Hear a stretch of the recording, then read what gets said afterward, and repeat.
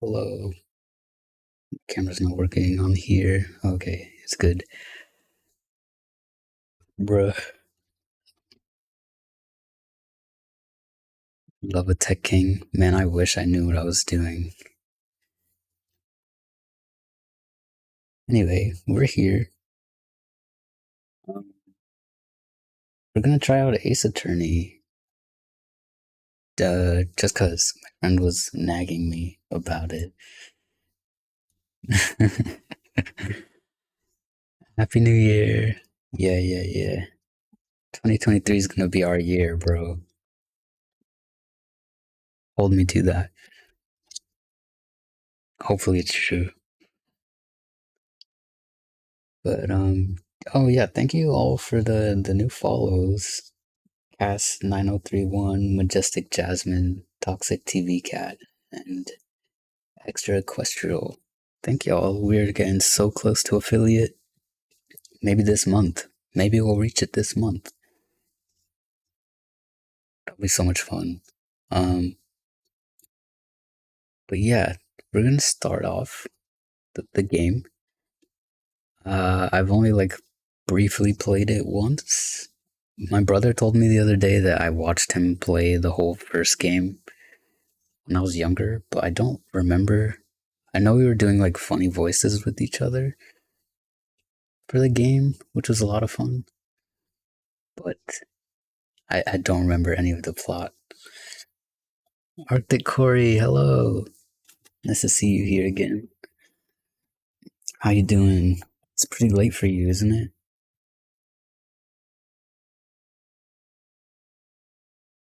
We're just hanging out, starting off the new year with a new game. I didn't know what to play. Everyone, I don't know. I don't know what people are playing these days. But I'm getting a little tired of Fall Guys. I'm not gonna lie. Hey, yeah, it's like 10:30 p.m. for me. Is it okay for you to be here right now? Are you busy tomorrow morning?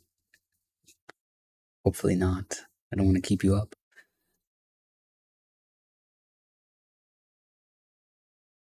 I'm so nervous. All right, I'm gonna open the game now.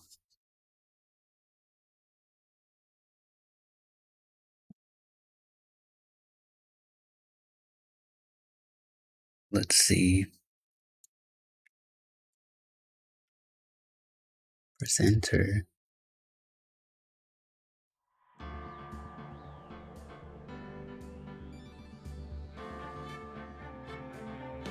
I usually sleep at 2 a.m., so this is early for me. Okay, cool.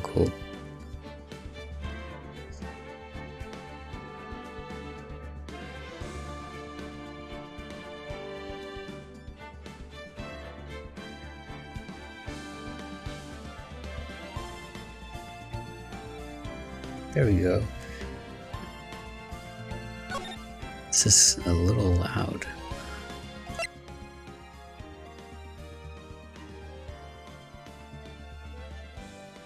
Alright, there we go. If it's too quiet, let me know. Text, skip. Screen shake, vibration, text box. Language. What languages do they have? Japanese, English, French, German, Korean, Chinese simplified, and Chinese traditional. Cool. Okay, for me it's not full screen, so...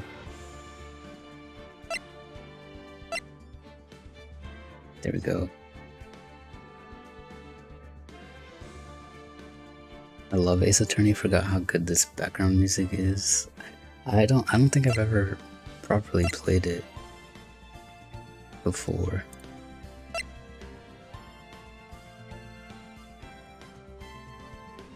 Backspace is back? What the heck? Okay.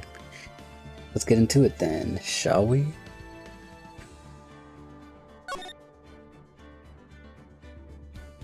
Play this game. Or you can just choose.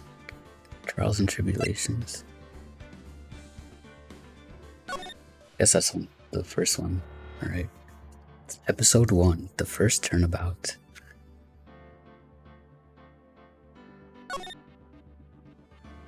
Yeah, let's play it.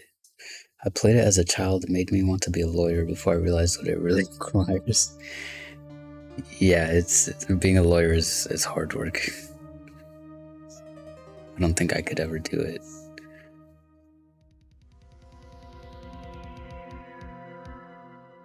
Damn it, why me? I can't get caught. Not like this.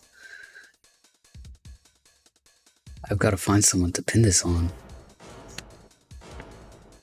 Someone like him. I'll make it look like he did it. Starting off with drama already, bro. August 3rd, 9:47 a.m. District Court, Defendant Lobby number 2. Boy, am I nervous. Court record.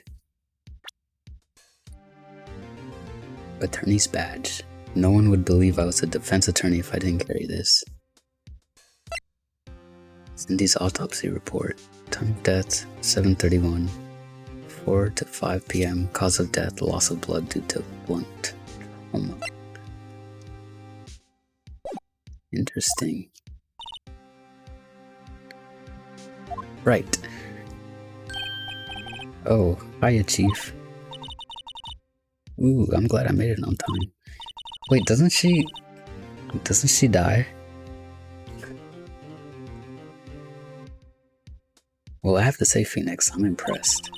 Not everyone takes on a murder trial right off the bat like this. It says a lot about you, and your client as well. Well, thanks. Actually, it's because I owe him a favor. A favor? You mean you knew the defendant before this case? Yes. Actually, I kind of owe my current job to him. He's one of the reasons I became an attorney. Well, that's news to me. I want to help him out any way I can. I just really want to help him. I owe him that much. It's over. My life, everything, it's all over. Is that your client screaming over there? Yeah, it's him. Death. Despair. Oh. I'm gonna do it. I'm gonna die. It sounds like he wants to die. Yeah, you think so? She breasted too boobily. Yeah, I think so. That's a cool necklace she has. Yeah. Nick. Hey there, Larry. Dude, I'm so guilty. Tell him I'm guilty. Give me the death sentence. I ain't afraid to die. What? What's wrong, Larry? Oh, it's all over. I'm finished. I can't live in a world without her. I can't. Who took her away from me, Nick? Who did this? Yo, is he good? Did you do it or not? Oh, Nick, you gotta tell me. Who took my baby away? The person responsible for your girlfriend's death? The newspapers say it was you. Dun dun. My name is Phoenix Wright. Here's the story.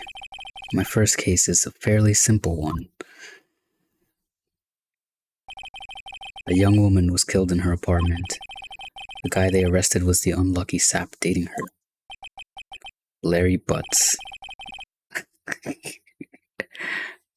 My best friend since grade school. Our school had a saying, when something smells, it's usually the butts. Such an unfortunate name, dude. In the 23 years I've known him, it's usually been true. He has a knack for getting himself in trouble. One thing I can say though, it's usually not his fault. He just has terrible luck. I know better than anyone that he's a good guy at heart. That and I owe him one, which is why I took the case, to clear his name. And that's just what I'm gonna do. We'll see about that. Can I mess up? If I mess up, will that like affect the game? Or would I just like restart? Because I'm pretty bad at making decisions.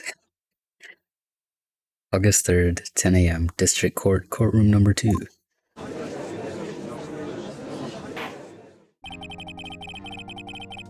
Think it's a restart? Okay. Hopefully. It's not like, oh, I like send all the innocent people to jail. That's the end of the game. On to the next one, I guess. Court is now in session for the trial of Mr. Larry Butts. The prosecution is ready, Your Honor. The defense is ready, Your Honor. Me if I was a fucking lawyer. Mr. Wright, this is your first trial, is it not? Yes, Your Honor. I'm a little nervous. Your conduct during this trial will decide the fate of your client. Murder is a serious charge. For your client's sake, I hope you can control your nerves. Thank you, Your Honor.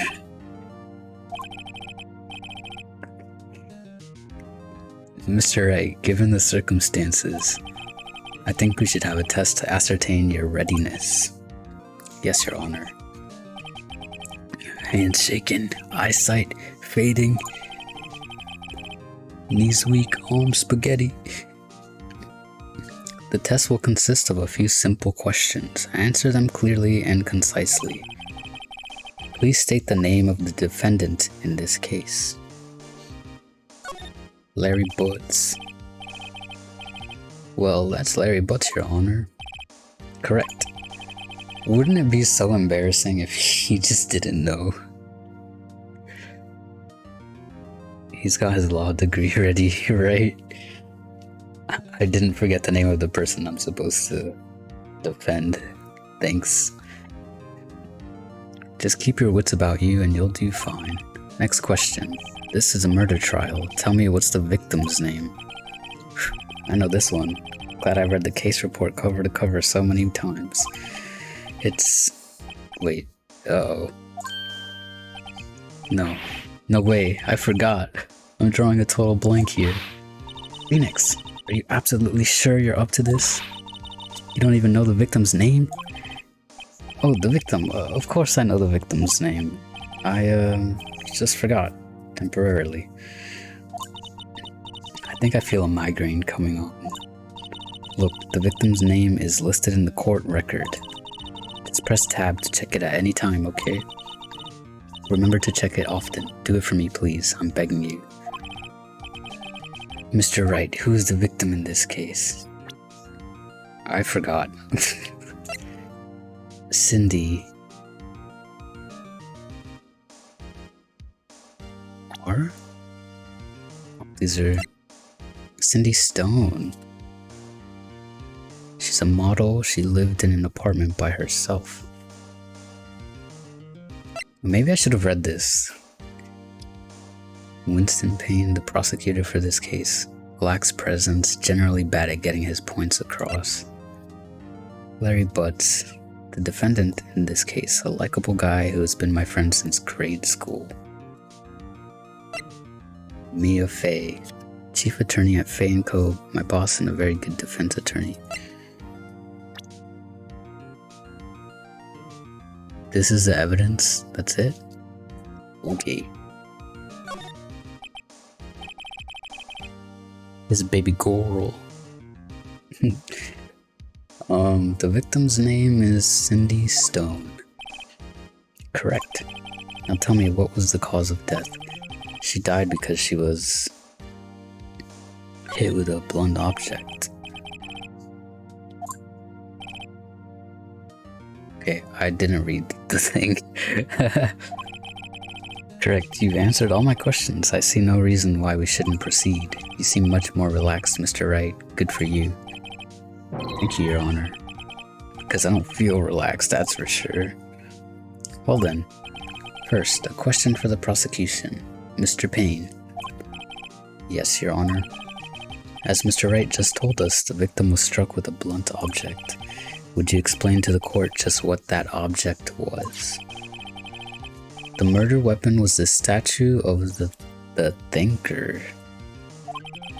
He was found lying on the floor next to the victim. I see. The court accepts it into evidence. It's rather heavy. Imagine a judge fucking testing you pre-trial, right?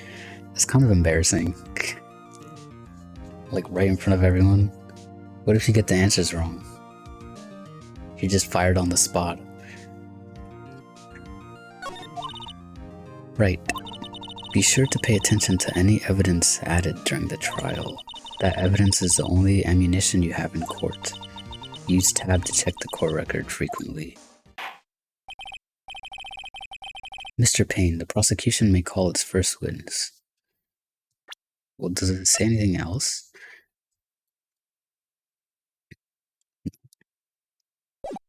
Okay. The prosecution calls the defendant Mr. Butts to the stand. Chief, what do I do now? Pay attention. You don't want to miss any information that might help your client's case. You'll get your chance to respond to the prosecution later, so be ready. Let's just hope he doesn't say anything unfortunate. Uh-oh. Larry gets excited easily. This could be bad. Judge kinda a gilf. Are you sure about that? I don't think I agree with you there. Mr. Butts, is it not true that the victim had recently dumped you? Oh. He gets no bitches. Hey, watch it, buddy. We were great together. We were Romeo and Juliet, Cleopatra and Mark Antony. Didn't they all die? This is going off to a great start. I wasn't dumped. She just wasn't taking my phone calls or seeing me, ever.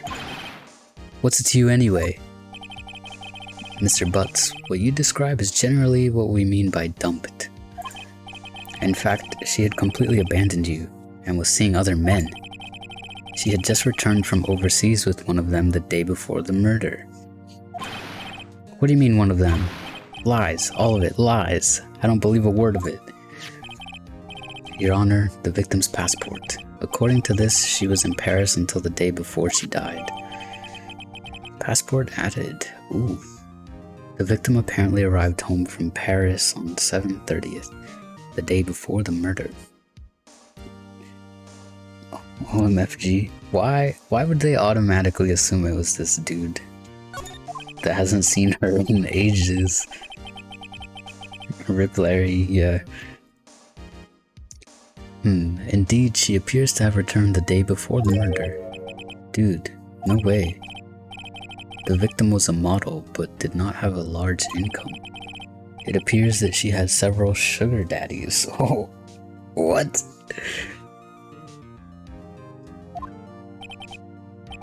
Daddies? Sugar? Yes, older men who gave her money and gifts. She took their money and used it to support her lifestyle. Get it, Cindy? I know, right? I wish that were me. I mean, not the dead part, but... Anyway. Dude, we can clearly see what kind of woman this Miss Stone was. Oh, now we're victim blaming, okay. Tell me, Mr. Butts, what do you think of her now? Right. I don't think you want him to answer that question. Yeah, Larry has a way of running his mouth in all the wrong directions. Should I? Let's just stop him, I guess. My client had no idea the victim was seeing other men. That question is irrelevant to this case. Oof. Dude, Nick, what do you mean irrelevant? That she-dog. I'm gonna die. I'm just gonna drop dead. Yeah, and when I meet her in the afterlife, I'm gonna get to the bottom of this. Let's continue with the trial, shall we? I believe the accused's motive is clear to everyone. Yes, quite. What kind of trial? It's over in 2 minutes. Oh boy, this is so not looking good. Next question. You went to the victim's apartment on the day of the murder, did you not? Ugh. Well, did you or did you not? Well, maybe I did, and maybe I didn't. Oh, he went. What do I do? Honestly, just... he's gonna say something anyway, right? I know, I'll send him a signal.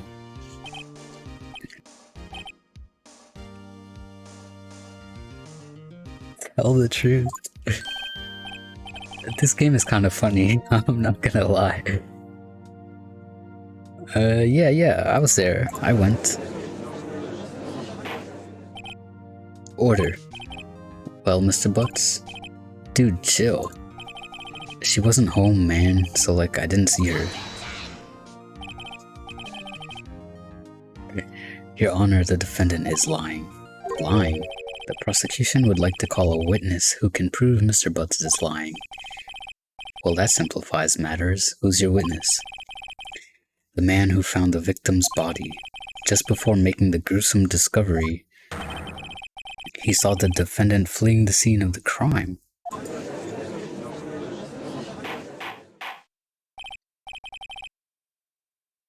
DUIK. Japanese trials have a conviction rate of over 99%. No pressure though, you got this. I did hear about that, yes. Order in the court. Mr. Payne, the prosecution may call its witness. Yes, Your Honor. This is bad. On the day of the murder, my witness was selling newspapers at the victim's building. Please bring Mr. Frank Sawit to the stand. He looks so goofy, bro. Mr. Sawit, you sell newspaper subscriptions, is that correct? Oh yes, newspapers, yes. Mr. Sawit, you may proceed with your testimony. Please tell the court what you saw on the day of the murder.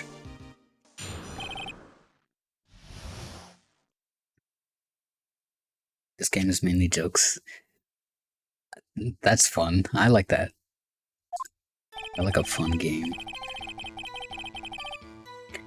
I was going door to door selling subscriptions when I saw a man fleeing an apartment. I thought he must be in a hurry because he left the door half open behind him. Thinking it strange, I looked inside the apartment. Then I saw her lying there, a woman, not moving, dead.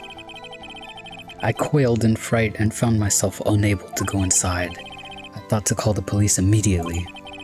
However, the phone in her apartment wasn't working. I went to a nearby park and found a public phone. I remember the time exactly. It was 1 p.m. The man who ran was without a doubt the defendant sitting right over there.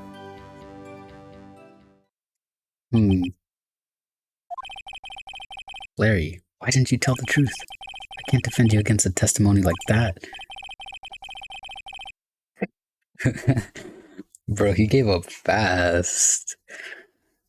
Incidentally, why wasn't the phone in the victim's apartment working? Your Honor, at the time of the murder, there was a blackout in the building. Aren't phones supposed to work during a blackout? Yes, Your Honor. However, some cordless phones do not function normally. What?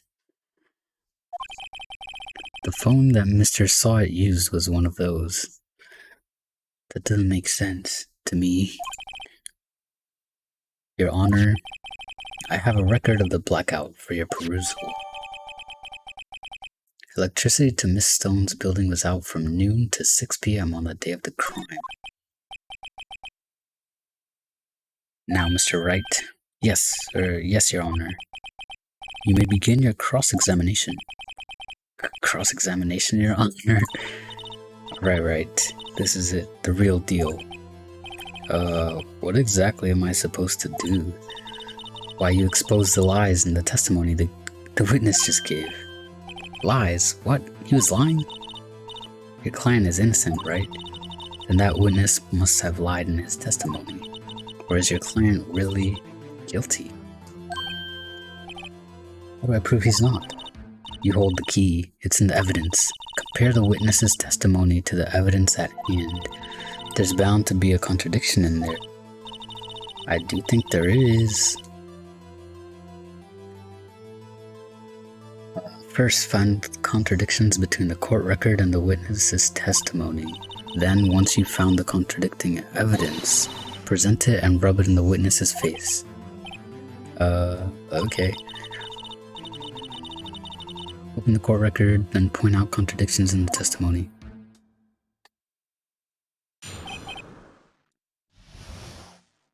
Alright, let's see. What do we got?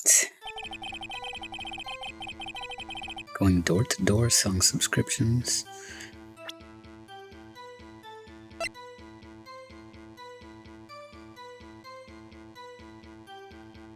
From noon to 6, the electricity was out. She arrived home from Paris on July 30th.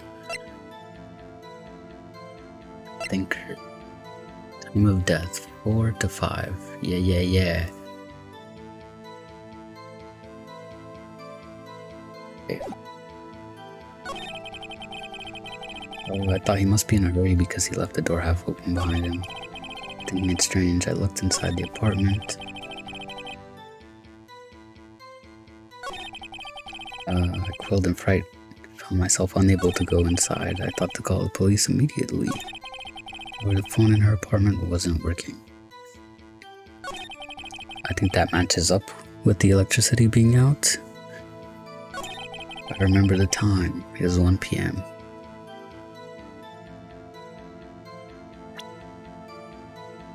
Oh, I can press him.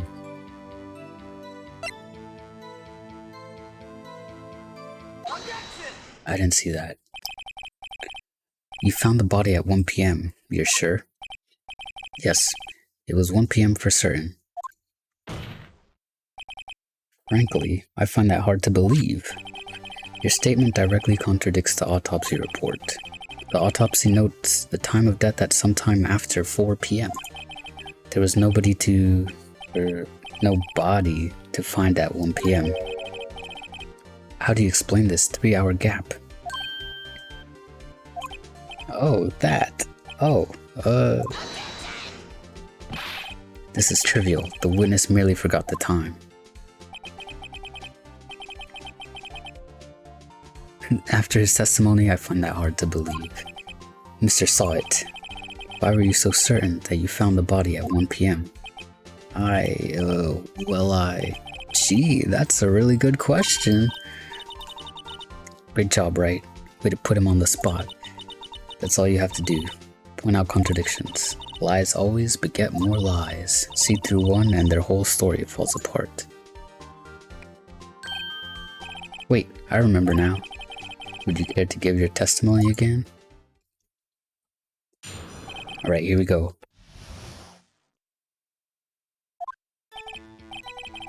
See, when I found the body, I heard the time. There was a voice saying the time. It was probably coming from the television. Oh, but it was 3 hours off, wasn't it? I guess the victim must have been watching a video of a taped program. That's why I thought it was 1 p.m. Terribly sorry about the misunderstanding. But the electricity was out. I see. You heard a voice saying the time on a taped program. Mr. Wright, you may cross-examine the witness. Right, you know what to do? I've got this one.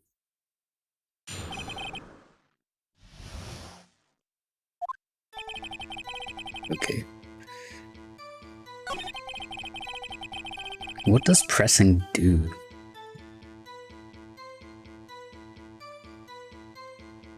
I feel like that's good to use if you don't have like something in particular to contradict with, right?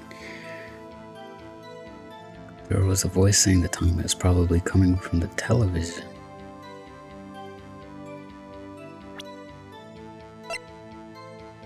electricity was out. Hold it right there. The prosecution has said there was a blackout at the time of the discovery, and this record proves it. You couldn't have heard a television or a video. God. The defense has a point. Do you have an explanation for this, Mr. Sawit? Oh shit. I clicked off the game. No, I find it quite puzzling myself. Quite. Oh, wait, I remember now. Mr. Sawit, the court would prefer to hear an accurate testimony from the very beginning. These constant corrections are harming your credibility. That, and you seem rather distraught. Yeah, why is he moving and grooving like that? My apologies, Your Honor. It must have been the shock of finding the body. Very well, Mr. Sawit. Let's hear your testimony once more, please.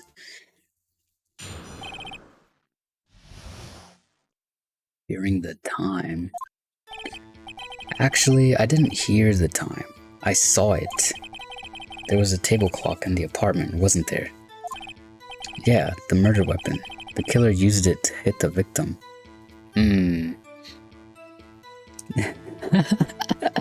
Turtle, what the fuck? The vibe in his ass going off. Probably. That must have been what I saw. You saw a clock. I guess that would explain it. The defense may cross-examine the witness. Gladly. Ooh, he's confident now. Okay. Actually, I didn't hear the time. I saw it. There's a table clock in the apartment, wasn't there? Possibly. A murder weapon. The killer used it to hit the victim. Can I just press him? The murder weapon? Yes, the table clock that was used as a weapon. That's what I just said. Did you doze off in the middle of my testimony or something? Something's fishy here. Okay, that didn't really do anything. Even though I know that's not the right murder weapon.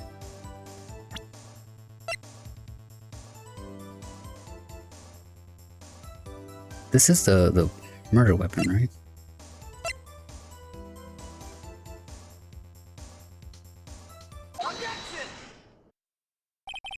Am I losing my mind? Wait just a moment. The murder weapon wasn't a clock. It was this statue. Now how is this supposed to be a clock? What?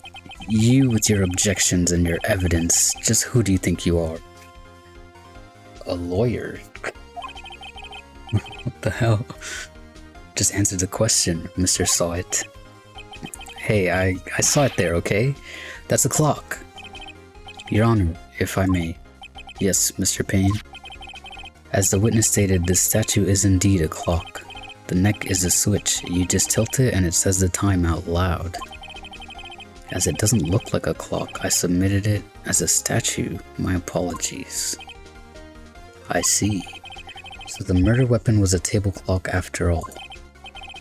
Well, Mr. Wright, it appears that the witness's testimony was correct. This is a clock. Do you have any problems with his testimony now?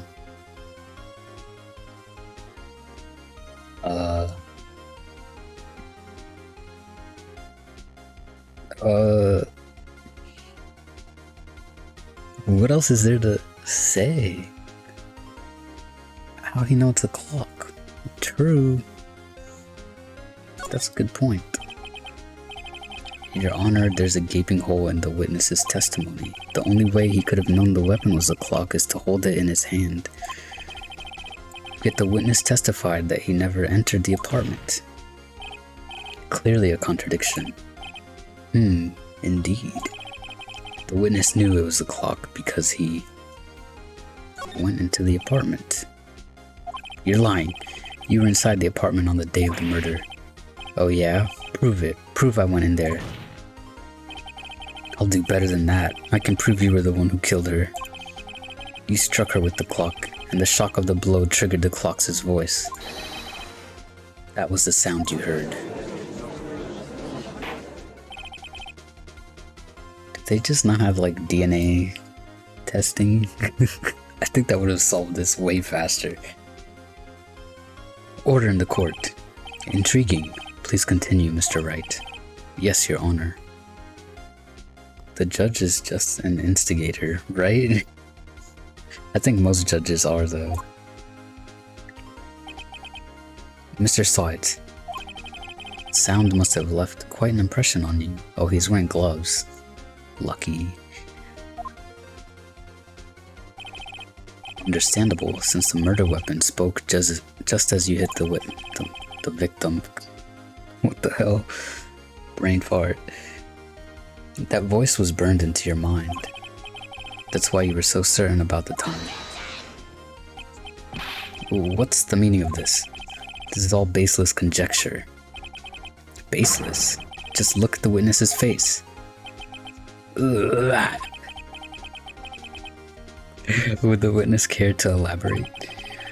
Did you strike the victim with the clock? That day, I never. Look, the clock. I heard. No, I saw. Oh, he's bald. Shut up, shut up, shut up. I hate you. It was him, I tell you. I saw him. He killed her, and he should burn. Burn. Give him death. Order in the court, I say. Your Honor, a moment, please. There isn't a shred of evidence supporting the defense's claims. Mr. Wright, Your Honor, you claim the sound of the witness heard came from the clock. Do you have any evidence? The whole case is riding on this. I better think it through carefully. Wait, what did he say? Your Honor, the sound Mr. Sahit heard was definitely this clock. A fact which is clear if you simply try sounding the clock. Let's sound the clock now, here in this court. Your Honor, may I have the clock? I ask the court to listen very carefully. I think it's 8:25. That certainly is a strange way to announce the time. Well, he is the thinker after all. So we've heard the clock. What are your conclusions, Mr. Wright? Mr. Payne, can you tell me what time it is now? It's 11:25. As you can see, this clock is exactly 3 hours slow. Precisely the discrepancy between what Mr. Sahit heard and the actual time of death. So, Mr. Sahit, try to talk your way out of this one. Ha! Ha ha! You forgot one thing. Uh-oh, what's he talking about now? While it may seem like that clock is running 3 hours slow, it proves nothing. How do you know it was running 3 hours slow on the day of the murder? If you can't prove that, you don't have a case. He's right. How am I going to prove that? Damn it. I was so close. Mr. Wright, it seems you lack the critical evidence to support your claim. Damn. Yes, Your Honor. This means I cannot let you indict the witness. Unfortunately, this ends the cross-examination of Mr. Frank Sahit. I come all the way down here to testify and look what happens. You treat me like a criminal. A criminal. You lawyers are all slime. Grr, I almost had him. Sorry, Larry. I failed you. There's nothing I can do about it now. Not so fast, Mr. Sahit. Chief. Listen up, Wright. Don't throw this one away. Not like this. Think. But Chief, it's over. I can't prove the clock was slow the day of the murder. Nobody can prove that. Well, yes. But that doesn't mean you can't still win. Try thinking out of the box. Don't waste time doubting the facts. Assume the clock was 3 hours slow and think through it. Ask yourself, why was the clock 3 hours slow? Figure out the reason and you'll have your proof. Right. Can you think of a reason to why the clock would be 3 hours slow? Sure. Time zone? Wait, maybe I can prove it. You must have evidence somewhere that can prove it, right? Find it and let them have it. Well, Mr. Wright, you say the clock was already running slow on the day of the murder. Have you found evidence to support this claim?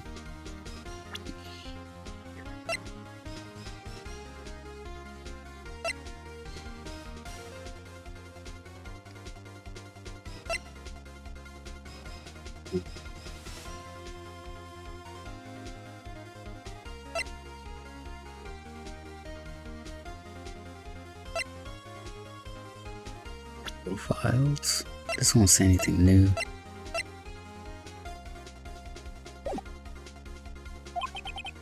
Of course, there's a piece of evidence in the court record that can prove my claim beyond a doubt. Tough words. Let's see you pull this one off. Let's see this evidence that proves why the clock was running slow. She was in Paris? Yeah, but like, I don't know if...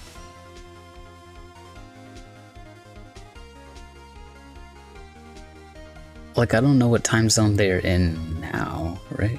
Well, I guess... Actually, they said it was like 11, so they're 3 hours ahead. But...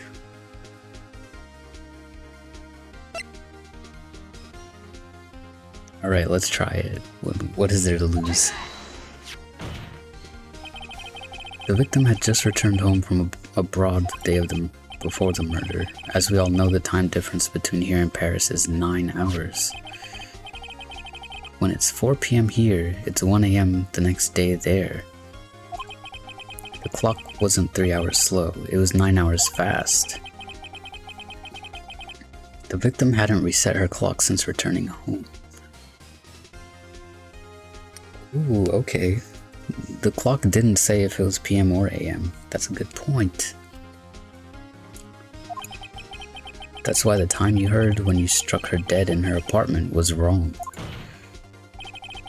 Proof enough for you, Mr. Saw It, or should I say, Mr. Did It.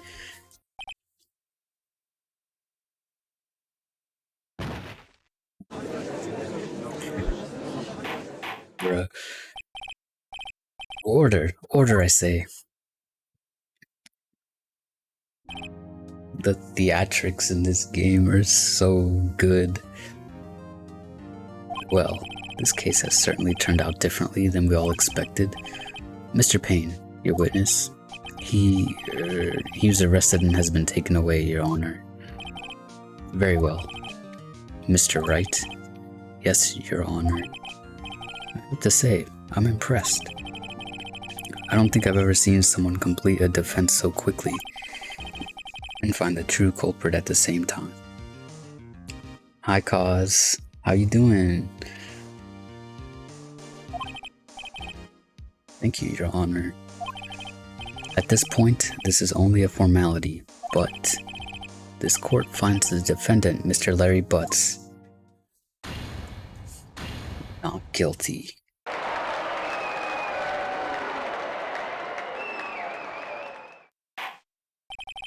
And with that, this court is adjourned.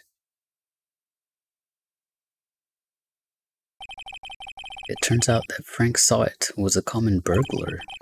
He posed as a newspaper salesman to check and see when people were out of the house. That day, when Larry went to her apartment, the victim wasn't home. After he left, Mr. Saw It let himself in to do his dirty work. While he was searching her place, the victim returned. Flustered, Mr. Saw It grabbed the nearest blunt object he could find. I'm good, just fixing my cam. Oh, what happened to your camera? My VTube studio was like messed up when I started to stream. Don't know why. August 3rd, 2:32 p.m. District Court, Defendant Lobby number 2. I still can't believe we won. Right, good job in there. Congratulations. Thanks, Chief. I owe it all to you. Not at all, not at all. You fought your own battles in there. It's been a while since I've seen a trial end on such a satisfying note.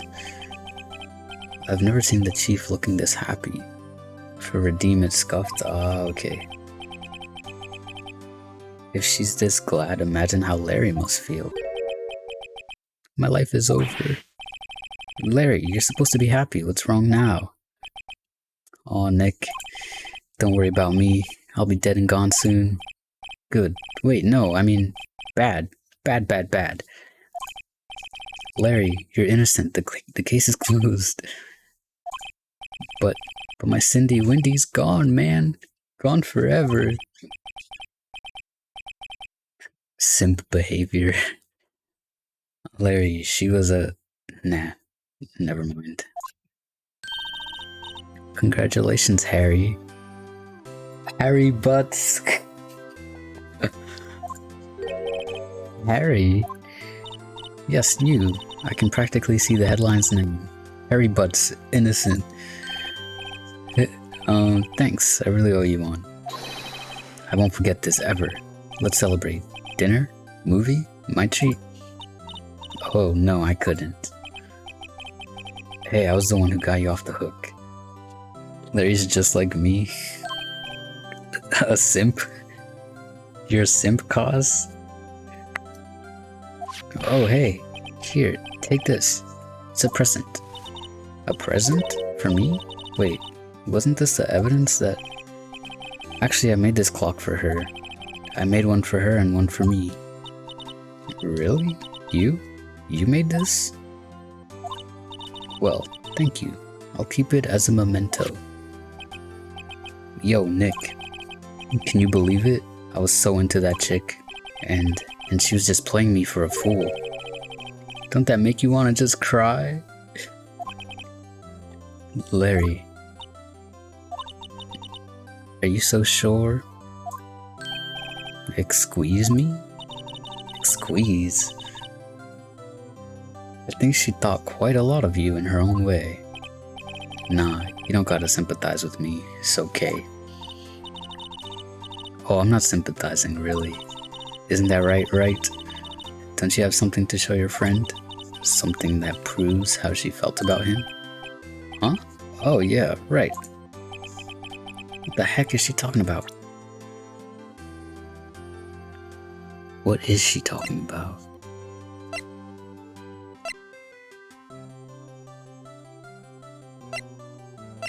Just a statue? Okay.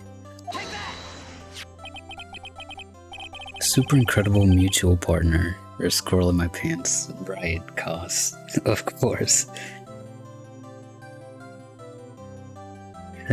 Simp behavior. Check this out, Larry. Proof positive you weren't just some chump to her. Oh, what about that clock? This is the clock you made for her, Larry. And she took it with her when she traveled. Whatever, she probably just needed a clock, that's all. You think so? It's a pretty heavy clock to take traveling. Well, make of it what you will. Hey, Nick. I'm glad I asked you to be my lawyer. Really, I am. Thanks. Hope that made him feel a little better. Right? I hope you see the importance of evidence now.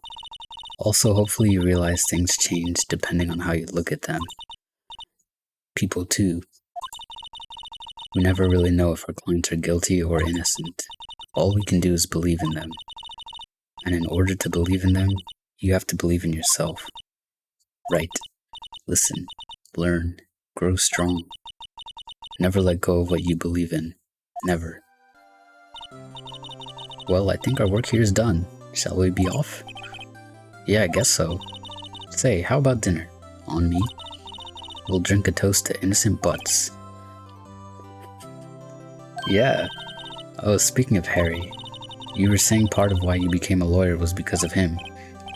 Yeah, part at least. You'll have to tell me more about it sometime. Maybe over drinks? Oh, she's into him. And so my first trial came to a close. Larry slapped me on the back and said, "Gee, Nick, it's good to have friends. But I'm pretty sure he's not going to pay us, unless you count the clock he gave Mia." I didn't know it then, but that clock was soon going to be at the center of another incident, and my promise to tell the chief about me and Larry would be one promise that I wouldn't be able to keep. The end.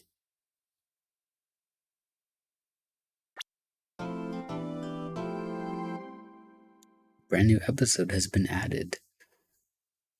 The suspense, yeah, right?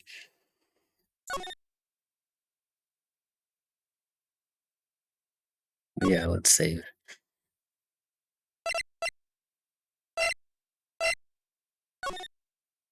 10 slots, okay.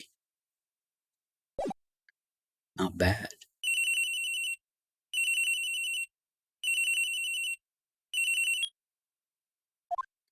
Hello? This is Maya. Hey Maya, it's me. Mia, what's up? You haven't called in a while.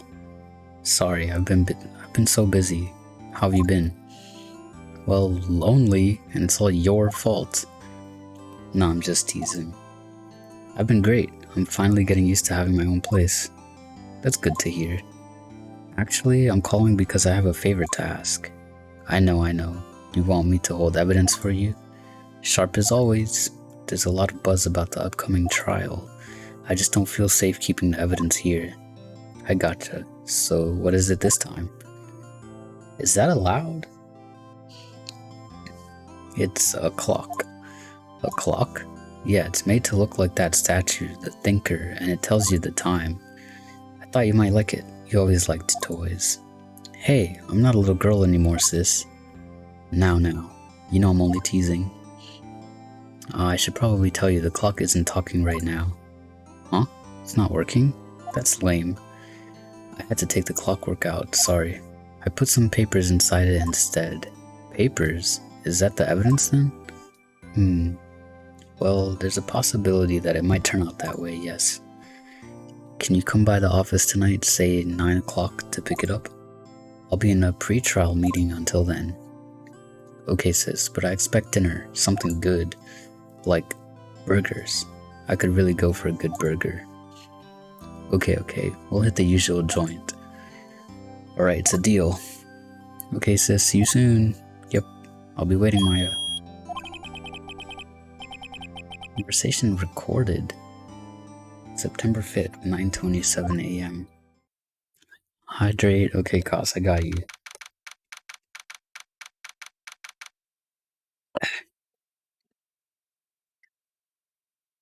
September 5th, 8:57 p.m. Fay & Co. Law Offices. Now, Miss Fay, I'll take what's mine. The papers. I'm sorry, but I can't give you what I don't have. Miss Fay, you are a poor liar. Why, I see it right over there. That must be the Thinker that swallowed those papers. How could you know? Ho, you are not cogniferous of my background? What the hell is cogniferous? Gathering information is my business, you see. I should have been more careful. Ho, my dear Miss Fay, I am so very sorry, but I'm afraid I must ask you for one more thing. Your eternal silence. Farewell, Miss Fay.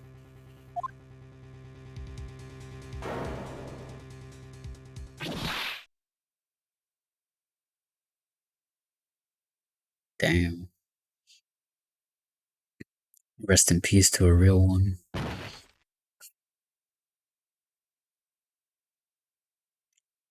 Red, white, blue. 9:08 p.m. Uh-oh, I'm late. Huh? Strange. Guess the chief left without me. She said her sister was coming over, so we should all go out for dinner. What's that smell? Blood. Mia! Maybe she's in her office.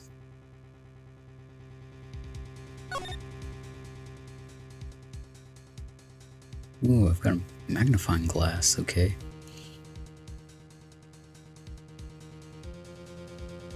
I smell blood and that can't be good.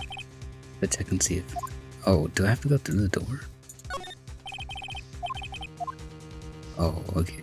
I'm just goofy. Where the hell's the blood?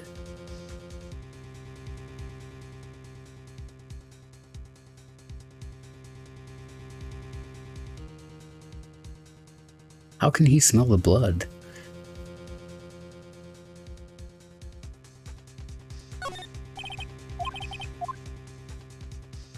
I think he'd go in the room. Where do I go in the room?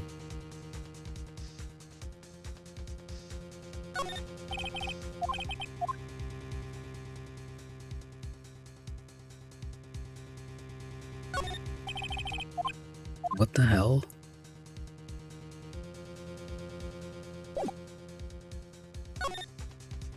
Okay. For a moment. That smell. Blood. Sis, someone's there. Chief? Chief? Chief!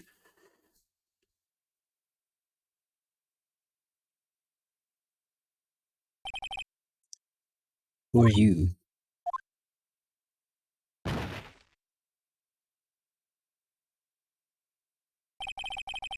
The strange girl dropped out cold. I left her lying on the office sofa. I went back to the chief where she lay under the window.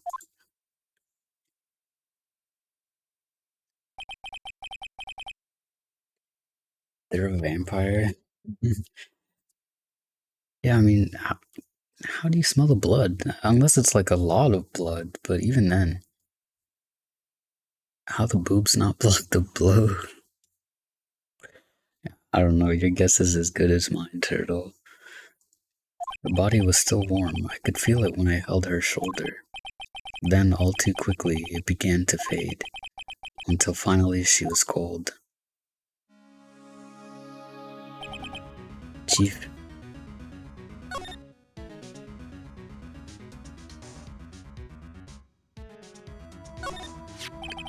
It's encrusted with dried blood. How ironic that this became the murder weapon. Again.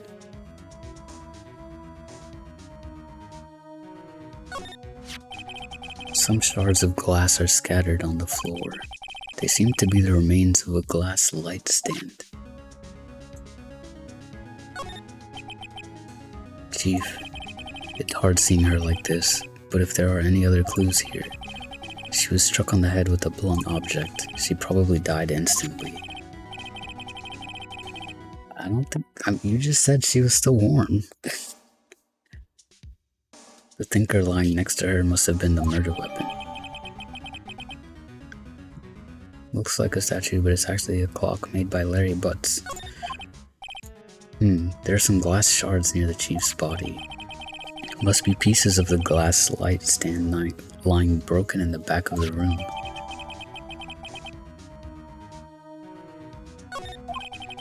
Nothing else that seems like a clue here. A piece of paper. It must have fallen from Mia's hand. What could it be? The word is written in blood on this scrap of paper. Maya? Did Mia write this? The piece of paper is a receipt from a department store dated yesterday. I think that's enough snooping around for now. I'd better call the police and find out what that girl is doing here. Is there really nothing else? There's a large building right across from the office, the Gatewater Hotel, a nice luxurious place.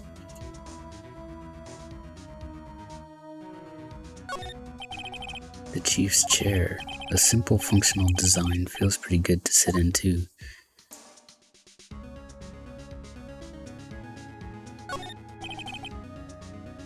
It's painful to look, but I have to for Mia's sake.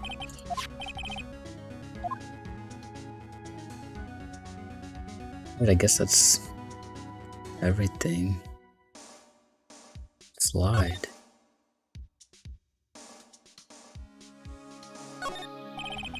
Perfectly normal office desk. The chief had a very particular policy about office decor. Spend big on stuff the clients use, but keep your own stuff simple. Maya and Miguel. Right, I'd better call the police. That's funny. A few of the screws on the receiver are missing. It looks like someone was halfway through taking it apart. Police? Please, come quick. What was that? Someone screaming from outside the window? She's staring right at me. She's holding a phone in her hand. Wow, what a nice outfit. The Fanco ledger book. Everything is written in the chief's ultra neat handwriting. It's a small office, but it makes a good bit of money. Surprisingly, the chief was never good with machines. About all she used this PC for was email. He picked up this ancient model at some garage sale for practically nothing. Important documents. This is where she filed her case records and recent rulings. Guess we should get out of here, huh?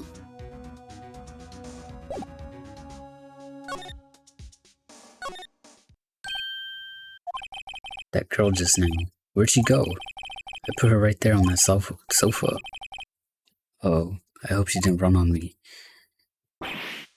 Yipes! Don't scare me like that. Excuse me, but who are you? It's okay, I work here. Maya Fey. Maya Fey? Maya? So Mia was writing this girl's name. Maybe I should show her the receipt? I never thought there'd be a use for evidence like this outside the courtroom. Should we? I mean, I guess why not? Before Mia died, she wrote a message with her own blood. She wrote it on the back of this receipt. That's my name. Why? Why would she write my name? Please just calm down. Why would Sis write my name? Oh, now I've done it. Scram! The police! Sounds like they're coming this way. Freeze! Police! Alright, I'm Detective Dick Gumshoe, see?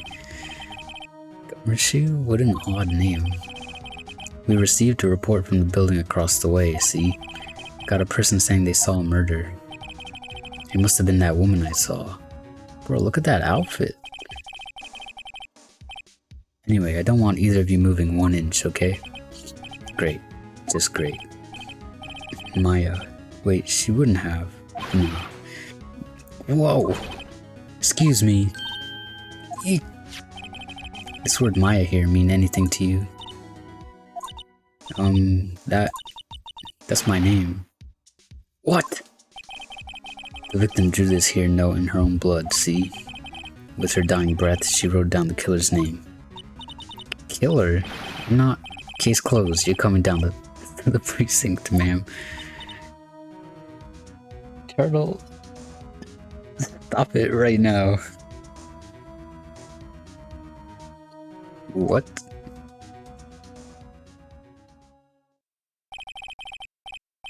Mia's younger sister, Maya, was arrested on the spot. I was taken in for questioning and didn't get out until the next morning. My eyes were heavy, but I couldn't sleep. I sat around waiting for visiting hours to begin at the detention center. I had to talk to Maya as soon as possible. September 6th, 9:07 a.m. Detention center. Visitor's room. Wow, they have poor Maya locked up like a criminal. Oh, it's you, the lawyer. Good morning. Good morning. She looks so tired. Are you going to be my attorney? Well, that's what I wanted to talk to you about.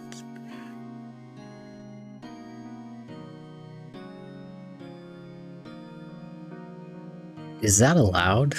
I was at the scene of the crime. First things first, I better get her cheered up. Yeah, of course I will. Cheer up. Really? Whoa, did I say the wrong thing? She looks sadder now. What's wrong? You don't think I can do it? No, no one could. Who would believe me? Even you, when you found me in the office, you looked at me like I had done it. Did I look at her like that? No, I never thought. It's okay, I understand. And I've also heard about you. Heard? Heard what about me? I was talking to my sister on the phone the other day.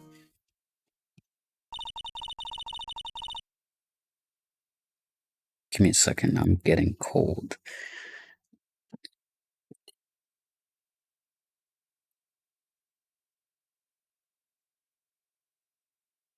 Today was my junior partner's first time in court.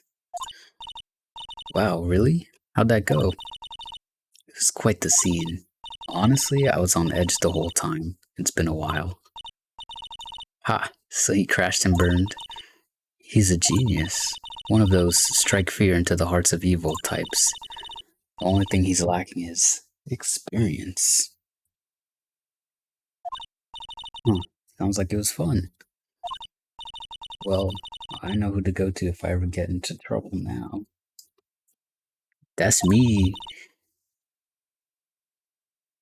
I don't know, Maya. I think you might want to wait. Give him 3 more years.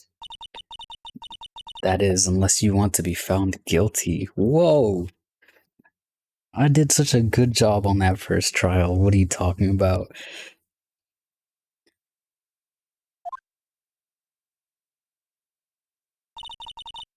That's what she said. I'm sorry. I didn't mean to insult you. No, it's okay. It's true, I guess.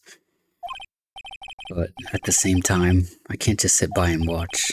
When I think of the person who did this to Mia. I know.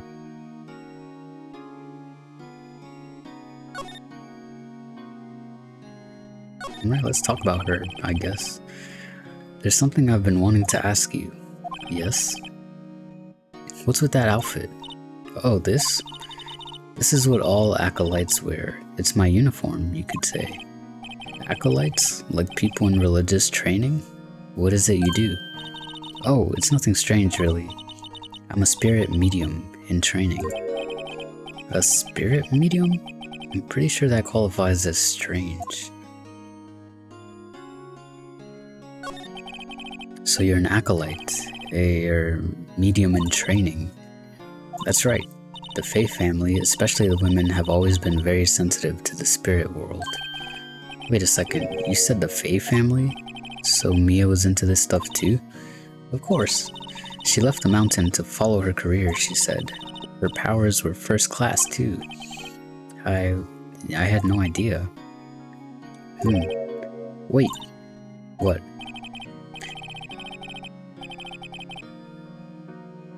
So... well, maybe that's why Mia was so good at her job. She knew the truth from the get-go. If she's a medium, a first-class medium, or was a first-class medium. So you're a real honest-to-goodness spirit medium with ESP and all that? Yes, in training. Well, can't you contact Mia's spirit then? We can just ask her who killed her.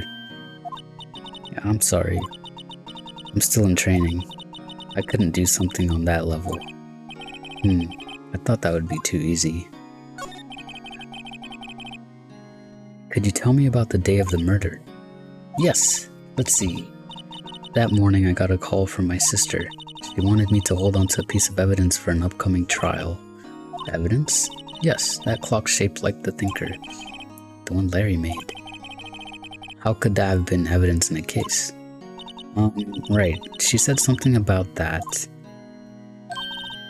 I remember. Do you want to hear it in her own voice? Her own voice? Yes. I'm pretty sure our conversation is on my cell phone. You recorded it. Yeah, I forgot how to delete those things. Imagine if she just started talking like her sister. Out of nowhere. So, you say you have a conversation with your sister on your cell phone? Let's hear it. Right. Oh, I just remembered that detective took my cell phone. Sorry. Oh, right. Of course. Next time I see Detective Gumshoe, I'll ask him for it. I'll write you a note so you don't forget, okay? Sure, thanks. Maya's memo. Huh? Something the matter? I was wondering, could I ask you a favor? This is the address of a famous lawyer. My sister gave me this a long time ago. She said if I was ever in trouble, I should call him. And, well, I'm in trouble. Do you think you could go ask him to represent me? What if I just said no? You're stuck with me. Sure, why not? I'll go ask. Thank you so much. I have no one else to turn to. Say, what about your parents? I see. Don't worry, leave it to me. Thank you. The trial's tomorrow at 10. What? Tomorrow? Tomorrow. What if this guy refuses? They told me that if I don't find one, the state will pick an attorney to defend me.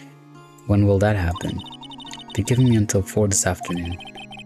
And visiting hours are almost up. I'd better hurry. Right, I'll be back.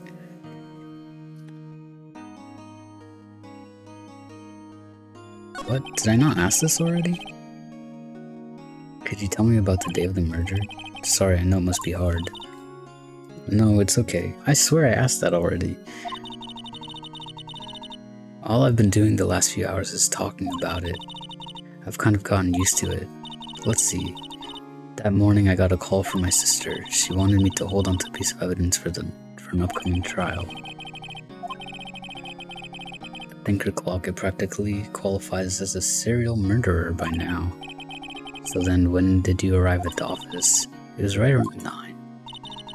The lights were off and I could smell blood.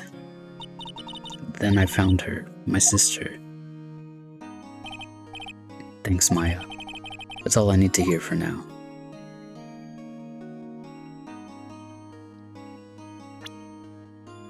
Oops.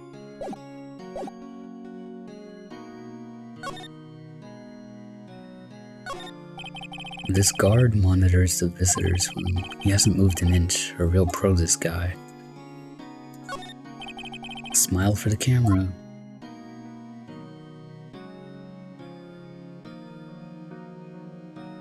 That's it, I guess. Do I have anything to show her?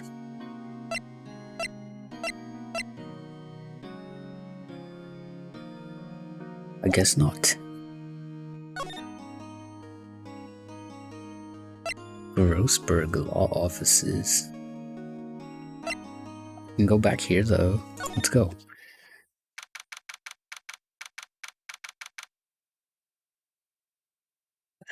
They used the bathroom already. Give me a second.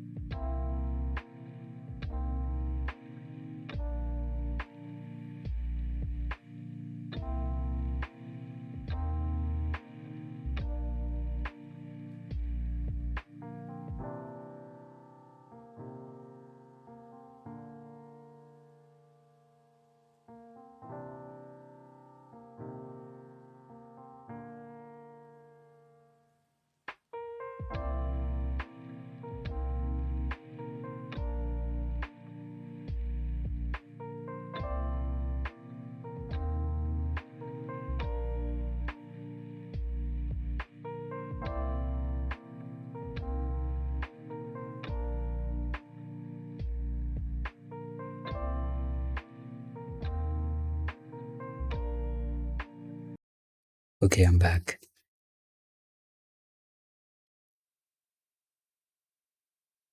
All this water I'm drinking going straight through me.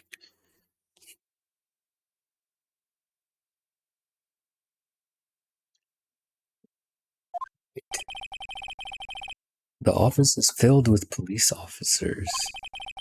They're all busily searching for clues. Hey, you there. This is a crime scene, pal. No trespassing. Sorry, don't I know you from somewhere? Wait, you're that Butts guy, aren't you? No, Phoenix Wright. How could anyone mistake me for Larry? I guess I got the wrong name, Mr. Wright. Sorry about that. That Butts guy, he was a killer, and you're no killer, right? He was proven innocent. Right. And you were... Detective Suede Shoes. Hydrate more? Cause. You're evil. There, I took a sip for you.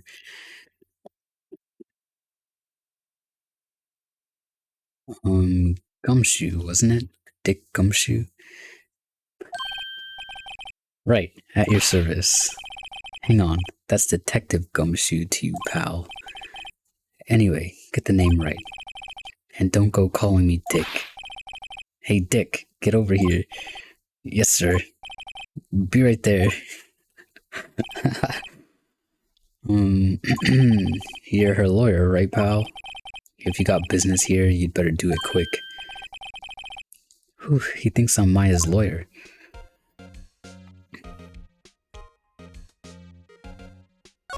Should I talk to him? About Miss Faye, did you do an autopsy? You want to know the results, eh? Don't you look at me like that, pal. It's no use. She might have been your boss, but that doesn't mean you get any special treatment. Alright. You can see the report, but that's all. Single blunt force trauma. Death was instantaneous. Bro. Sure it was instantaneous.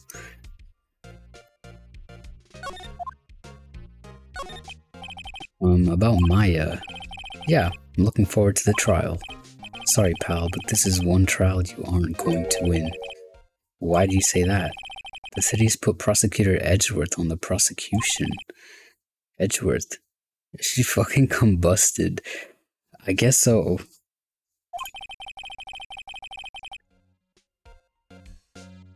Instant death, bro. Even though I found her and her body was still warm. Although I guess it takes a while to get cold. I'm sure you know what that means, you being a lawyer and all. Prosecutor Edgeworth. That's right, pal. Okay, I've seen a lot of art of Edgeworth. I guess we'll see how this goes. Mr. Miles Edgeworth himself. Wait, you do know him, don't you? Of course not. Never heard of him. Whoa, and you call yourself a lawyer, pal? About 4 years ago, this Edgeworth guy became a prosecutor at the age of 20.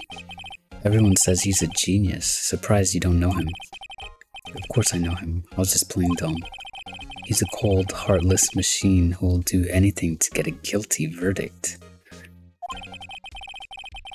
Oh. He plays dirty then, huh? There are rumors of back alley deals and forged evidence. Bruh. All I know for sure is that Edgeworth hates crime with an almost abnormal passion. I never imagined I'd be facing him so soon.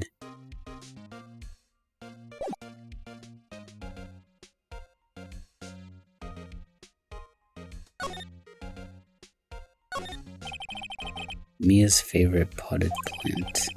I remember it had this bizarre name no one could ever remember. Cordyline stricta, pal. Who's that? The sky's blue, and so am I. There's that hotel right across the way. What the hell is that supposed to mean? The sky's blue and so am I? An old movie poster. Apparently, this was the first movie that made Mia cry when she saw it. I'll have to check it out one of these days. Mia's desk, perfectly clean, as always. The only thing it's missing is Mia. Wasn't it a mess yesterday? Horrendous amount of legal books here. Scarier still is that Mia probably read all of these. No.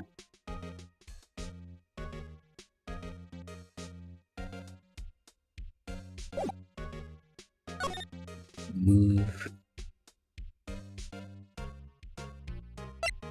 Guess let's go here. Grossberg. According to the receptionist, the big boss is out. She couldn't say when he'd be back. It must be hard to keep track of everything when you're a famous lawyer. Not to mention run an office like this. I guess I'll just have to come back later. What do we got here?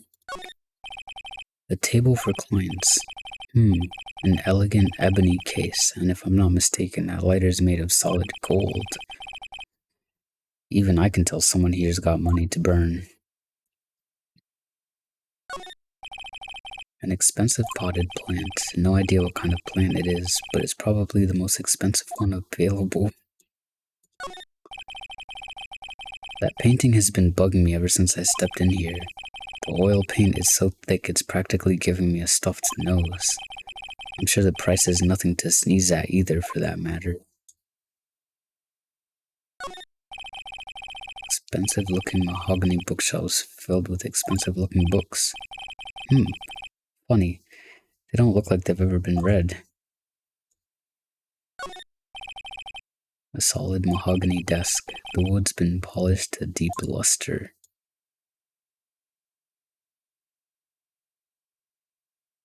I guess that's everything.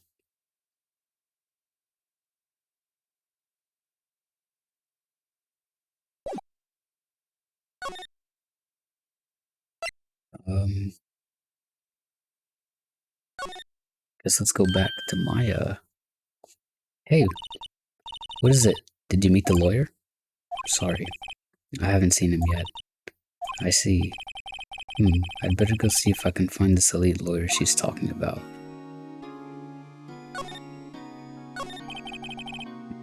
What about your family? I only had my sister. My father died when I was very young, and I don't know where my mother is. Don't know, so she could still be alive? The women in my family have been mediums for generations. They say a lot of spiritual power runs in our blood.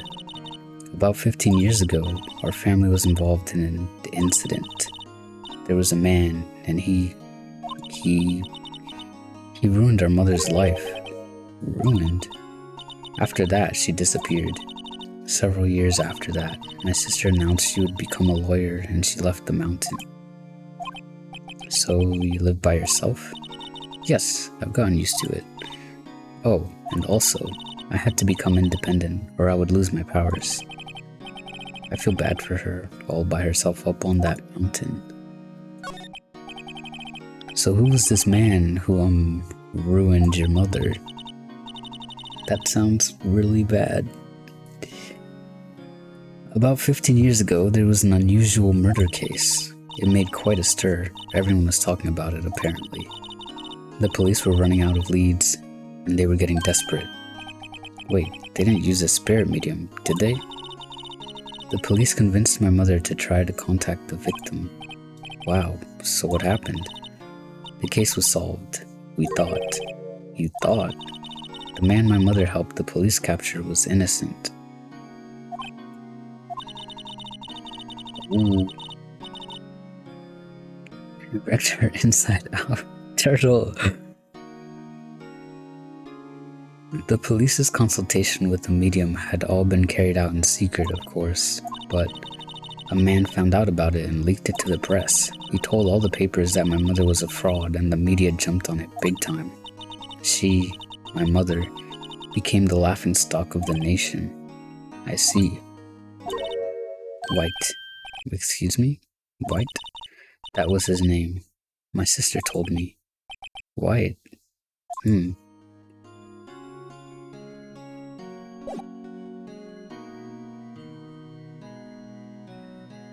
What do we have?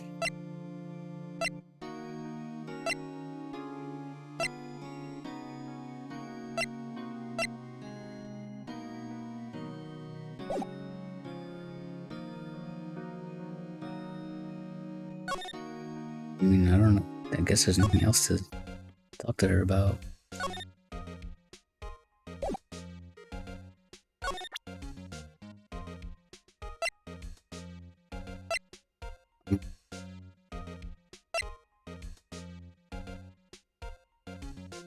Yeah, he took the phone. I was wondering, did you see Maya Faye's cell phone? Oh, that? I have that. Do you think you could give it back? Sure. I mean, wait a second, pal. Tricky lawyer. Uh-oh, he's onto me. Tell him straight or tell him not so straight.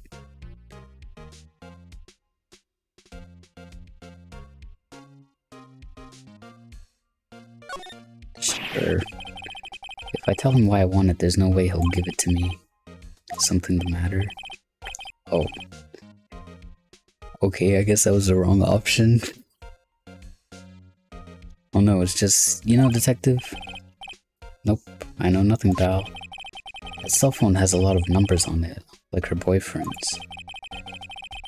A cell phone holds all a little girl's sweetest and spiciest secrets. You're trying to confuse me. Sorry, pal. I already checked all the numbers in memory.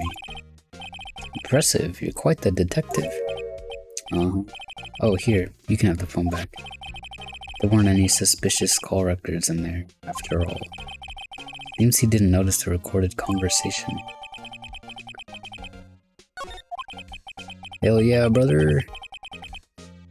Check the court record to hear the conversation.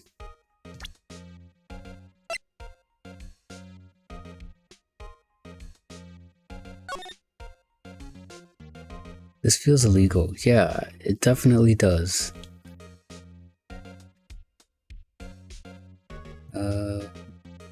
Mia, what's up? You haven't called in a while. Well, actually, there's something I want you to hold on to for me. Again, what is it this time? It's a clock, made to look like the statue of the thinker, and it tells you the time. I should probably tell you that the clock isn't talking right now. Oh, it's not working? That's lame. I had to take the clockwork out, sorry. I put some papers inside it instead. Papers? Is that the evidence then? I'll leave that one up to your imagination. See you tonight at 9.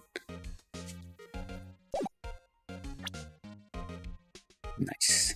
I guess I've asked all the questions I need to. You all done, pal?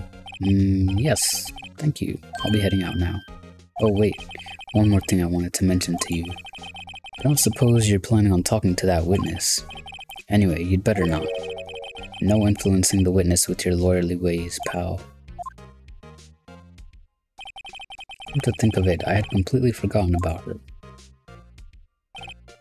The witness? Yeah, Miss April May.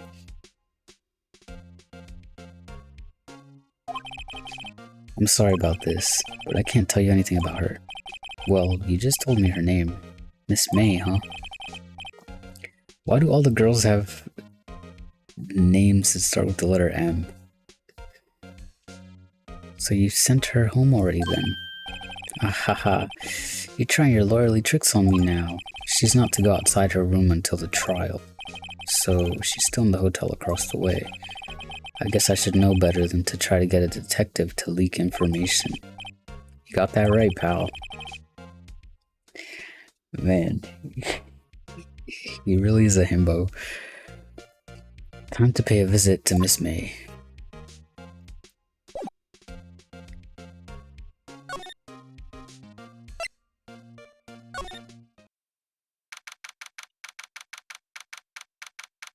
Gatewater Hotel, room 303.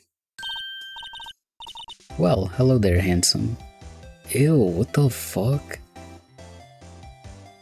What is she doing? Hi. Smooth, right? Real smooth. You're the lawyer, aren't you? The detective told me. He said, don't say nothing to that lawyer, pal. Teehee. A memo to self. Thank Detective Gumshoe for making my job harder. Gee, this is all like something out of a movie. It's all so exciting, I can hardly contain myself. Ooh, let me go freshen up so I can look the part of the beautiful eyewitness. Pity the lawyer that has to cross-examine this one. What the hell is that? There's a screwdriver stuck in this drawer. I wonder what's inside. Let's take a look. Hey, hey! What are you doing? No touching. Ooh, bad boy. Yo? You really shouldn't pry around in other people's rooms now. You wouldn't want to make me upset, would you? Upset? I thought she was going to explode for a second there. I wonder what could be inside the drawer. Could you just... Who exactly are you? Ooh, Mr. Lawyer, are you hitting on me? No, hey, I'm just doing my job here. Teehee. You know, you're cute when you blush. Believe me, this is the first time in my life I've blushed this much. Right. Can you just tell me what it is you do? Well, no. And you had your little hopes up, didn't you? Oh boy. Do you think you could tell me something? I need you to describe what you observed at the time of the incident. Ooh, observe. Incident. You sound just like a lawyer in the movies. I like a man with a big vocabulary. Better not encourage her. You know that thing that happened the other day? The bad thing? What did you see when it happened? I don't suppose you could tell me about it. Pretty please? Ugh, that's gross.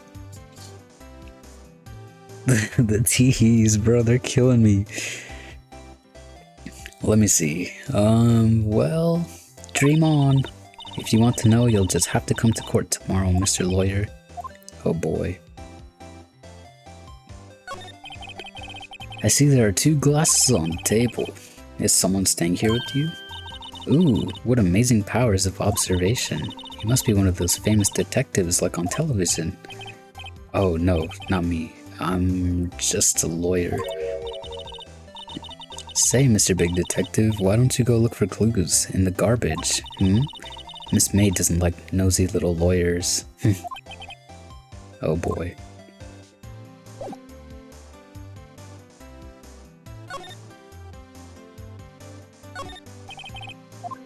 Oops. All I see when they tee. She has the little nya hands too. Oh my god, it's... Ugh. The late summer sunlight streams through the window. There's the Fay & Co. Law Offices building, of course. You can see the inside of the room pretty clearly from here. I think it would be a little difficult to recognize a face from this distance, though. A bottle and 2 glasses are on the table. Somebody must be staying with her.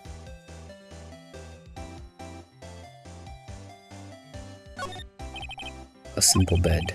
It's been recently made, nothing's eye-catching here. Ah, a still scene painting. Wait, should that be still life? Whatever, one of those is hanging on the wall. The flowers are fake, as expected. I know some flowers and tulips, but that's about the extent of my floral knowledge. Really? You don't know any roses? Catboys are better. If you say so, Cos. What's inside? Maybe later.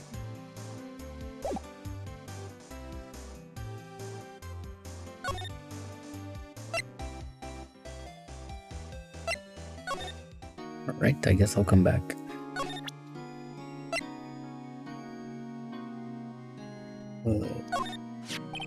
Hey, I got your cell phone back. A man of culture cause. Turtle, what the fuck?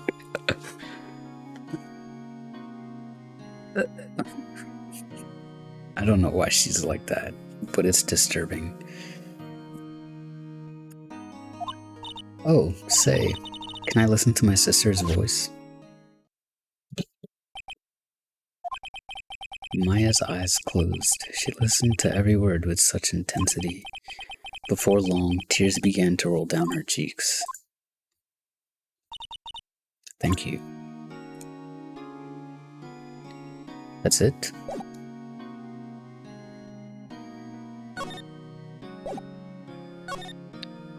Okay. Wonder if this guy's back. He's still out. Maybe I should just wait here for him to come back. If that wasn't the most over-the-top clearing of the throat I've ever heard. Ah, so you're the one they say has been looking for me. Yes, that's me. He looks even grander than I imagined. That badge on your collar? Ah, so you're a lawyer, are you now? Yes, well, yes. And what do you want? I'm not particularly busy these days. Please proceed. Not busy? Then how come no one could get in touch with you? Something the matter? You came to see the one and only Marvin Grossberg, did you not? Well, here I am, boy. What do you want? Out with it. Well, sir, actually, it's about Maya Fey. Ah, yes, Maya Fey. Go on. Why the strange reaction? Cha-cha. I'm really quite busy here, son. I can't go taking case on a day's notice. No, it's quite impossible. Wait a second. How did you know the trial was tomorrow? Anyway, I'm afraid it's entirely impossible for me to represent her. Sorry, end of discussion. What's going on? He refused me before I even got a chance to ask him. What do I tell Maya?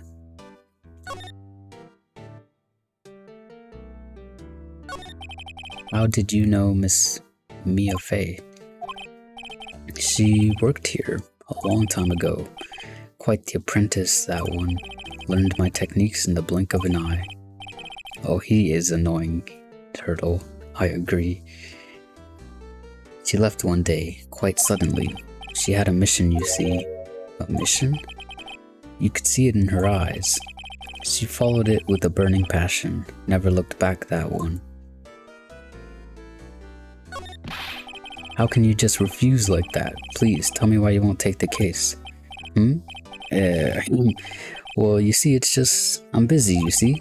But the client is Mia Fey's sister. Mia trusted you. She knew her sister would be in good hands. Yes, of course, I know that. However, I'm sorry, but I must refuse. Sorry, goodbye. Creep. Fine. I don't have time to argue with you anyway. I'll go look elsewhere. Think not. Huh? Did you say something? I think not, I said. What do you mean? I'm terribly, terribly sorry, but I'm afraid that no lawyer worth their salt will take on this particular case. Terribly sorry, my boy. Why? I cannot say. I beg your pardon, but could you leave now? I have nothing more to discuss with you. What's going on here?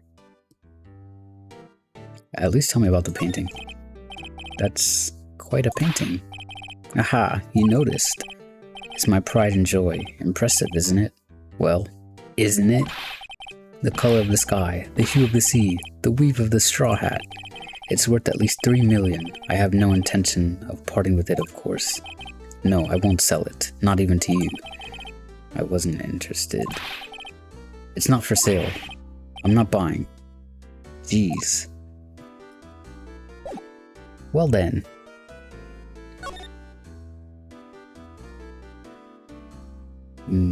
Nothing new to look at, I guess.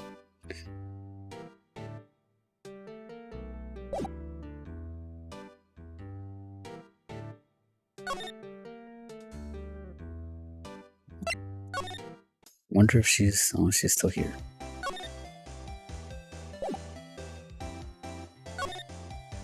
He's so gross, dude.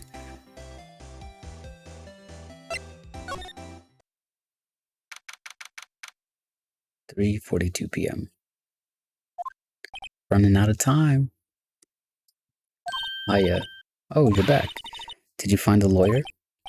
Well, what do I tell her? Well, see, just be honest. I really don't think you should use that guy. He didn't seem healthy. He was all skin and bones. Compared to who? What really happened? You don't mean he refused to help? I see. I've been abandoned then. Just a little longer now before the state-appointed lawyer comes, I guess.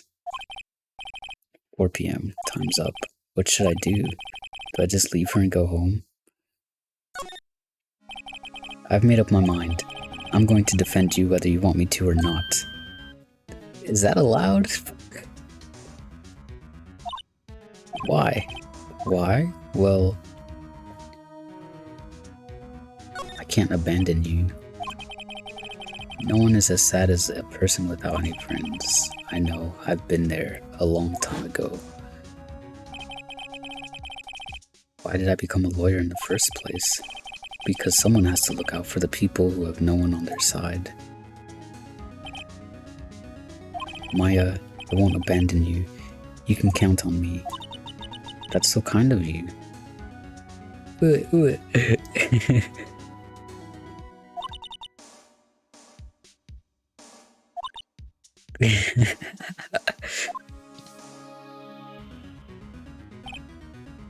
Well, let's fight this one and get you out of here. Right, thank you. She smiled at least. Oh, she smiled at last. She looks like an entirely different person. One last question. You are innocent, right? Yes. And I trust you. But you trust me too, okay? It's a deal. So what next? There's something that's been bugging me. Just what was inside that strange woman's drawer? It was when I tried to look into the drawer that she got all defensive. There has to be something in there.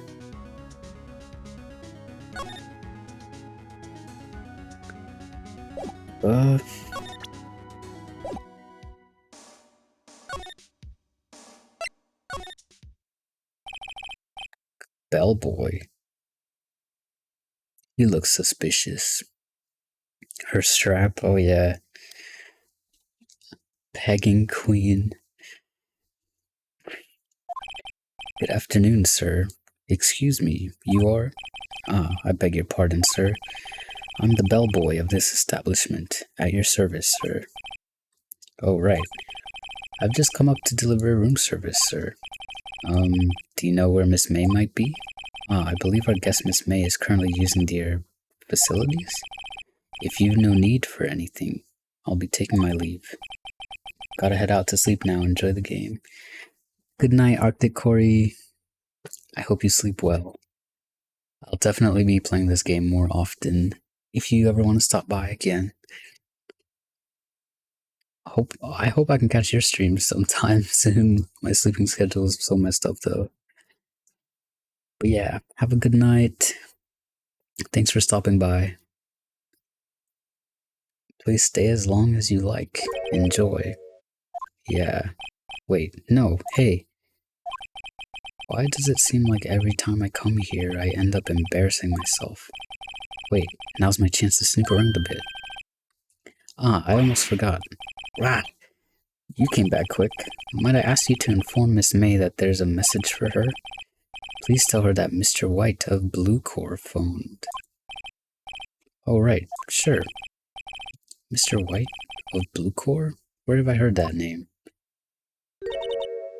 White. That was his name. My sister told me. White was the name of the guy who ruined Mia and Maya's mother. Could it be a coincidence? No, don't think so. Alright, what's in here? It's a screwdriver sticking out, half open. Now's my chance to see what's inside. What do we have here? A wiretap? What would a woman like her be doing with a thing like this? There's definitely something suspicious about this Miss May.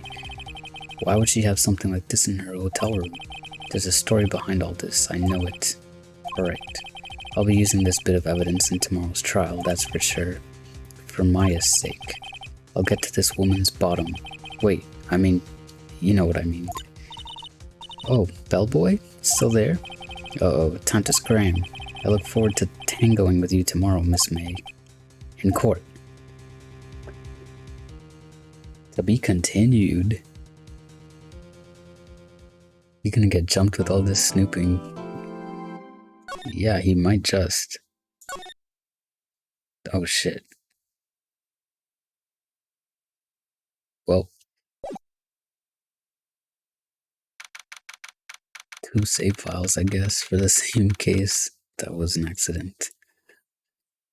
September 7th, 10 a.m. District Court, Courtroom Number 1. Court is now in session for the trial of Miss Maya Fey. The prosecution is ready, Your Honor. The defense is ready, Your Honor. Miles Edgeworth, I'd better not show any signs of weakness today, or he'll be on me in an instant. Mr. Edgeworth, please give the court your opening statement. Thank you, Your Honor. The defendant, Miss Maya Fey, was at the scene of the crime. The prosecution has evidence she committed this murder, and we have a witness who saw her do it. The prosecution sees no reason to doubt the facts of this case, Your Honor.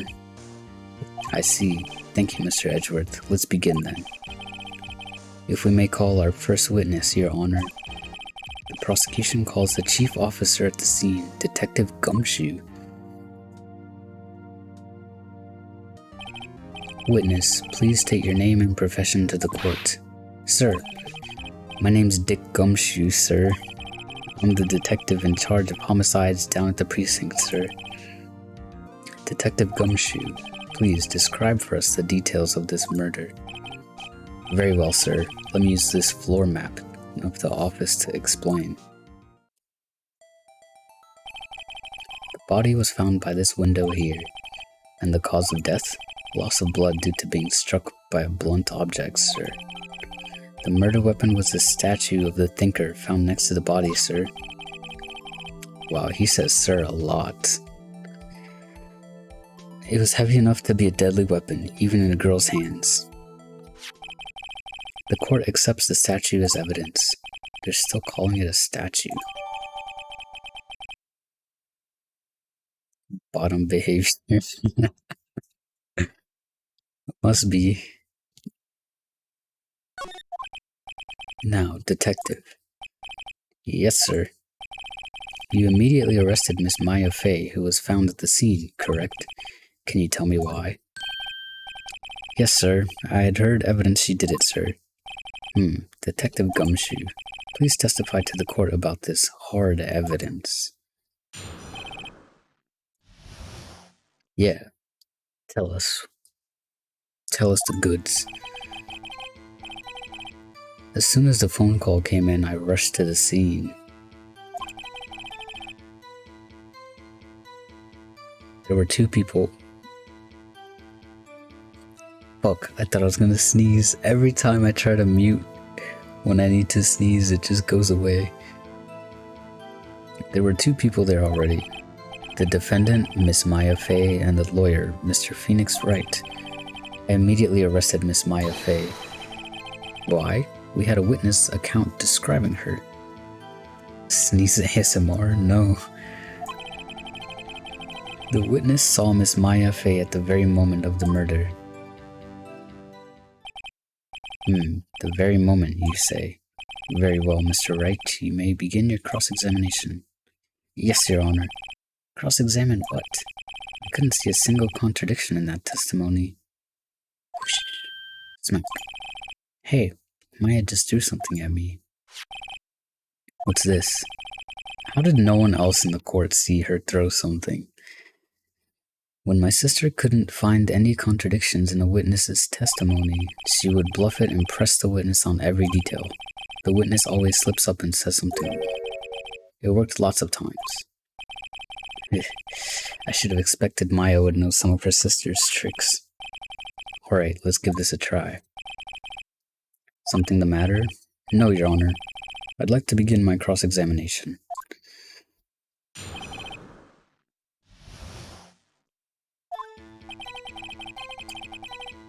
Yes, let's press. We'll just press everything. Who did you say you got a call from? Hey pal, don't play dumb. You know who. The call was from a customer at the Gatewater Hotel right across from the crime scene. Okay. I pressed. Not sure it did much though. Right, please continue. There were 2 people there already.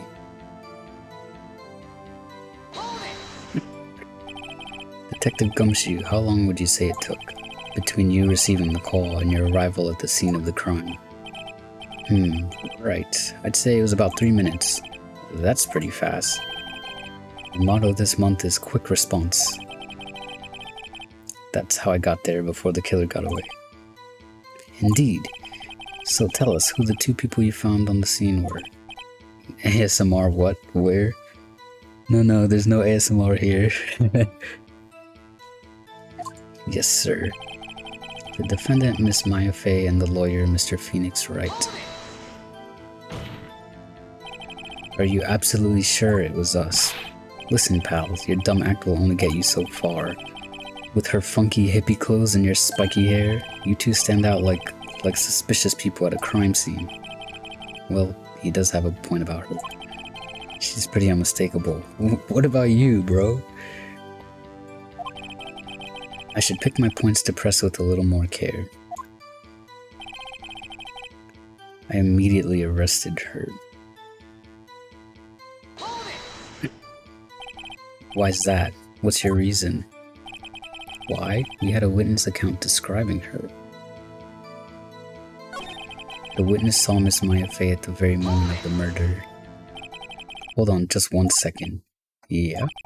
If I heard correctly, you said you arrested her because you had hard evidence she did it, correct? Huh? Did I say that? Me? I heard you say it. You did say it. You said it. Exactly what about this suspicious woman in pink's claim was hard evidence? What? Miss May isn't suspicious, and she sure isn't pink, pal. Well, I guess she is pink. That's enough, Detective Gumshoe. Do you have any more solid proof other than her claims, Detective? I guess pressing can have its advantages. Yes. God. Sorry, I got the order of things mixed up in my testimony, Your Honor, sir. There was something I should have told you about first, Your Honor. Very well, Detective. Let's hear your testimony again.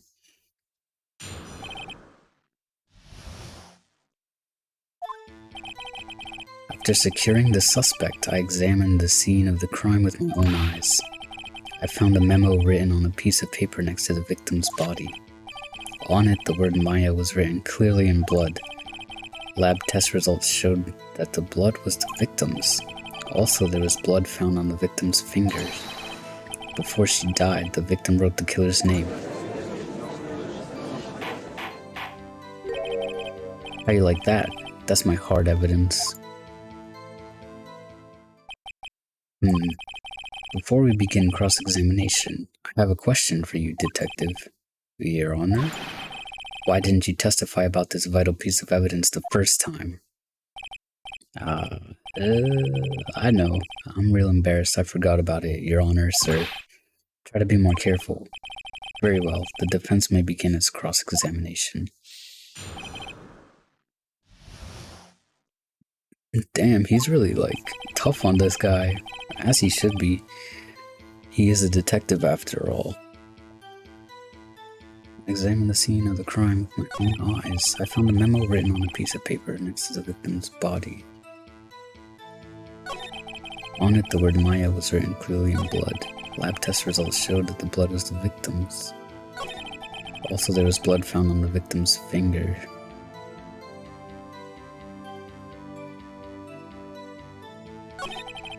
Before she died, the victim wrote the killer's name.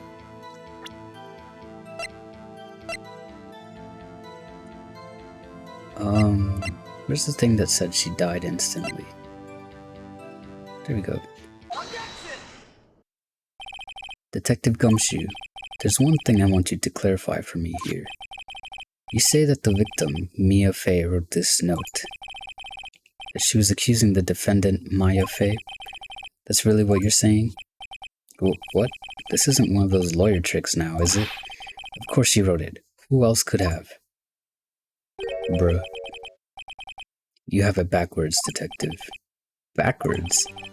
The victim is the only person who absolutely could not have written it. This is a report from your department, detective. Immediate death due to a blow from a blunt object. She died immediately. But no butting your way out of this one, detective. Look at that sassy stance. Order. The defense has a point. Someone who died immediately wouldn't have had the time to write anything down.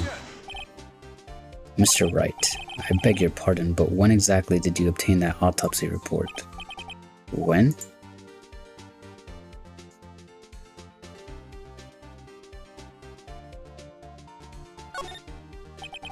It was the day after the murder. The prosecution's point being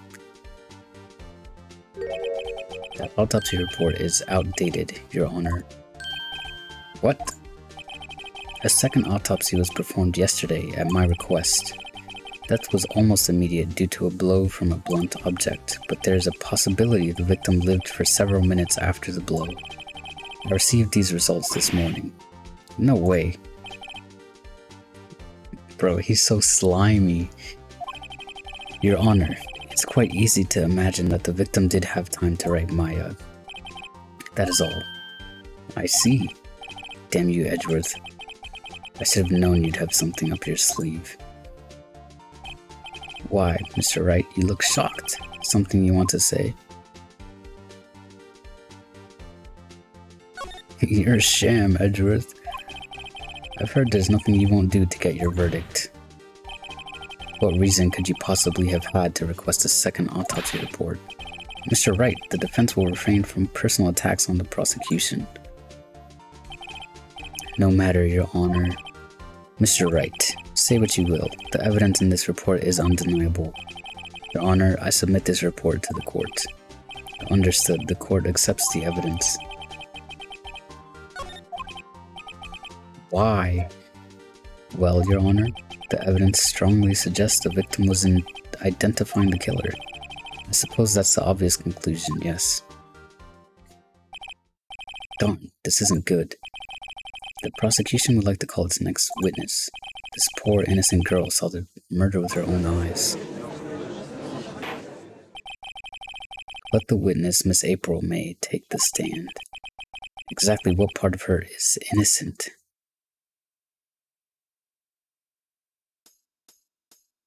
Oh my god, I can't look at her, bro. Witness, your name, please. April May, at your service.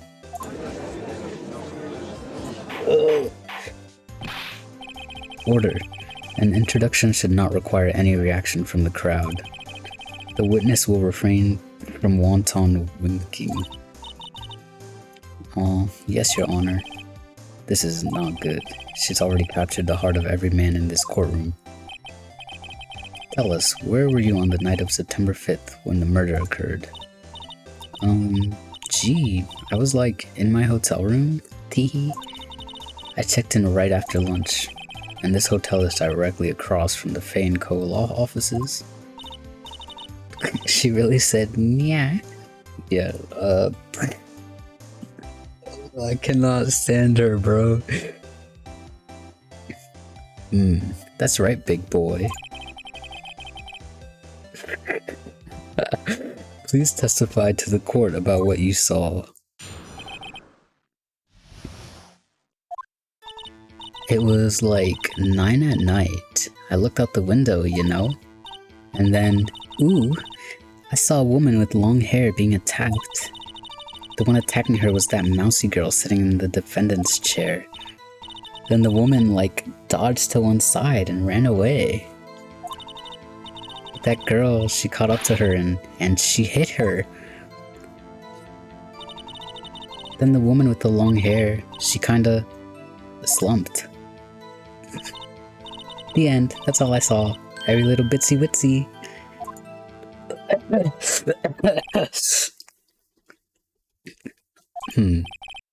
Well, Your Honor, I see. It is a remarkably solid testimony. How? What the fuck? I don't see a need to trouble the witness any. Wait, Your Honor. Yes, Mr. Wright? What about my cross-examination? I thought the witness's testimony just now was quite firm, didn't you? Maybe you're quite firm. Mr. Wright, I understand you were Miss Mia Fey's understudy, were you not? You must know her techniques well. Her cowardly way of finding tiny faults in perfectly good testimonies. Hey, how dare you? Well, Mr. Wright, will you cross-examine the witness? Of course. I'll gladly proceed with the cross-examination, if only because I have a feeling Edgeworth doesn't want me to. She has to have some weakness. Very well, you may begin your cross-examination.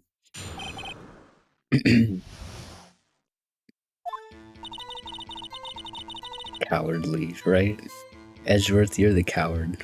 Falsifying documents just to win. I looked out the window, you know. Why? Huh? Why? Like, why what? Why did you look out the window? Were you expecting to see something? Oh, well, gee. What? That's it? She can't get out of this question that easily. I sort of, you know, breasts boobily. I had a feeling. Well, I have a feeling she's trying to avoid the question. Maybe I should press a little harder on this one.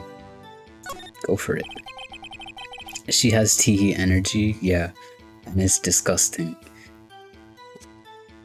Let's see how far I can run with this. Surely you must have had a reason to look out your window at that time of night. Ooh, oh my god, her eyes. Mr. Wright, I will not have you badgering my witness.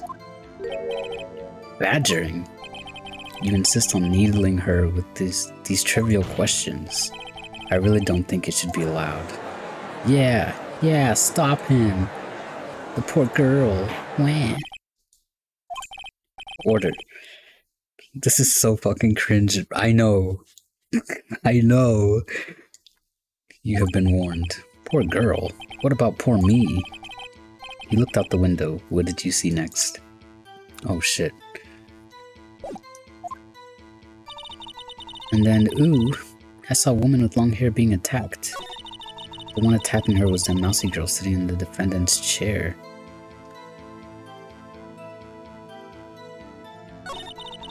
Then the woman dodged to one side and ran away.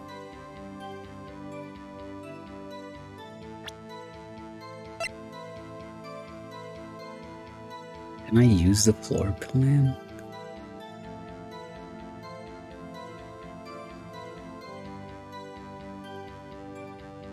I just keep pressing her.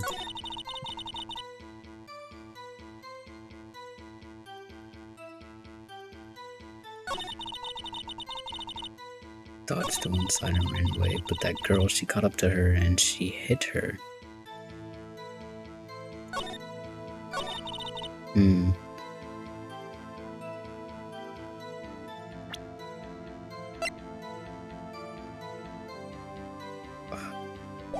I don't know what to do.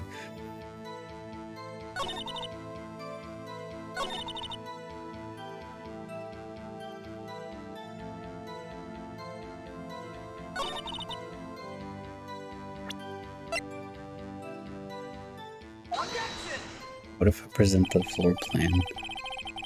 This evidence clearly reveals the contradiction in that statement, Your Honor. How exactly are that evidence and the statement just now related? They aren't, are they? Not at all. I'm fighting for my life here. This shit... I don't want to be here. Mr. Wright, please think the facts over before making accusations. I don't think that won me any points with the judge. Alright, we'll just press then. She dodged. Dodged what? Well, the attack. please continue your testimony. But that girl, she caught up to her and she hit her.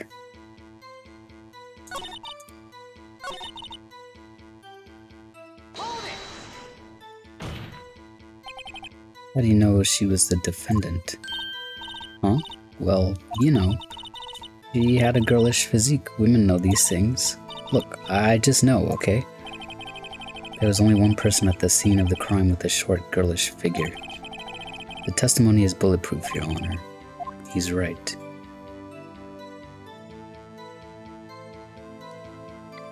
I mean, what else can I do? Hold on a minute. That testimony stinks. What? Miss May, I'm willing to bet that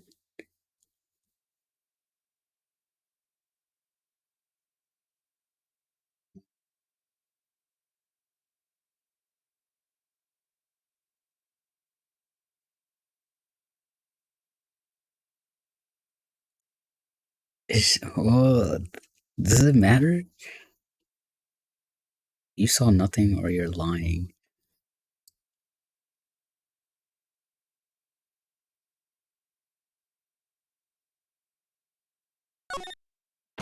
I'll go with that one. Did you really see the defendant at all?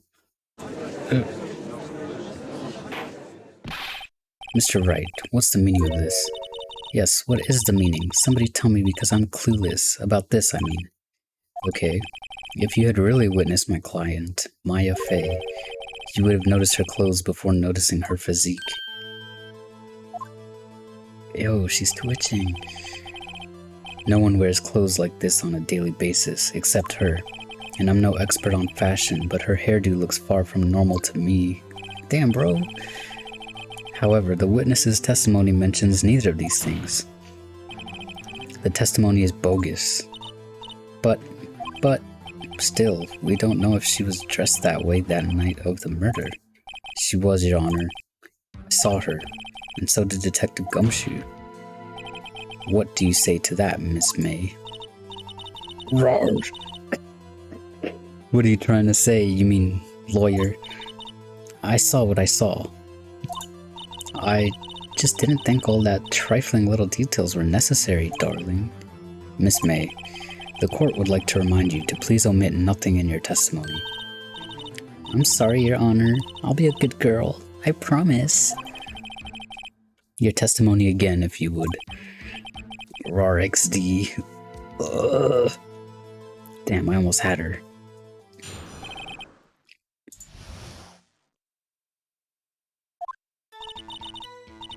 I did see everything. I did. The victim, the woman, dodged the first attack and ran off to the right. Then the girl in the hippie clothes ran after her. And she hit her with that weapon. I saw it. I did. That clock. The kind of statue-y clock. The thinker, I think. Well, does the accuracy of my report not startle you? Tee. And now you growling. Listen, I don't know. It was in the text. I see. I only wish you had been so detailed from the beginning. Please begin the cross-examination.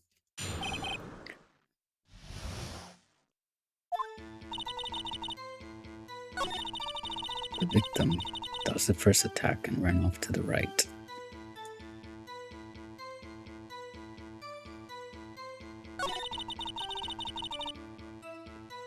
Can I just question this? Is that right as in your right, as you looked from the hotel? Which hand do I hold my knife in again? Right. It is my right hand, right? Satisfied, Mr. Wright? Please continue. We're just gonna ignore that, okay? The girl in the hippie clothes ran after her, and she hit her with that weapon. I saw it, I did. That clock, the kind of statue-y clock, the thinker, I think?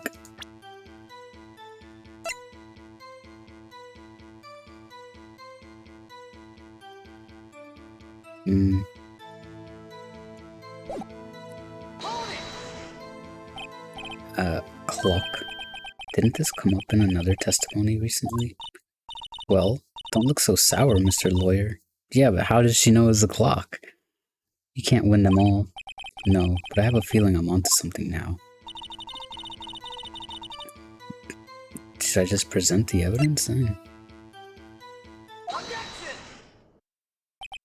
Miss May, what you said just now was quite revealing. Revealing? Ooh, you'd like that, wouldn't you? Naughty Mr. Lawyer. You just said that this statue of the thinker was a clock, but there's no way of knowing that just by looking at it. Another person in much the same position as you recently called this a clock, too, and he was found guilty of murder. Please escort her out. Yeah, get out of here, dude. Miss May, can you explain how you know this was a clock? Ooh. The witness saw the murder with her own eyes. That's all that's important here. The defense is trying to confuse the issue with trivial concerns. Yes, of course. You will withdraw your question. Why? But questions are all I have, Your Honor. And as you may recall, I've caught murderers with these questions before. Well, only once. Objection sustained. You may continue to question the witness. That was close. If he stopped me there, the trial would be over. Huh? What? So what happens now?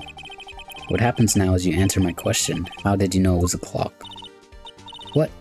That's because I heard it? Yes, I heard it say the time.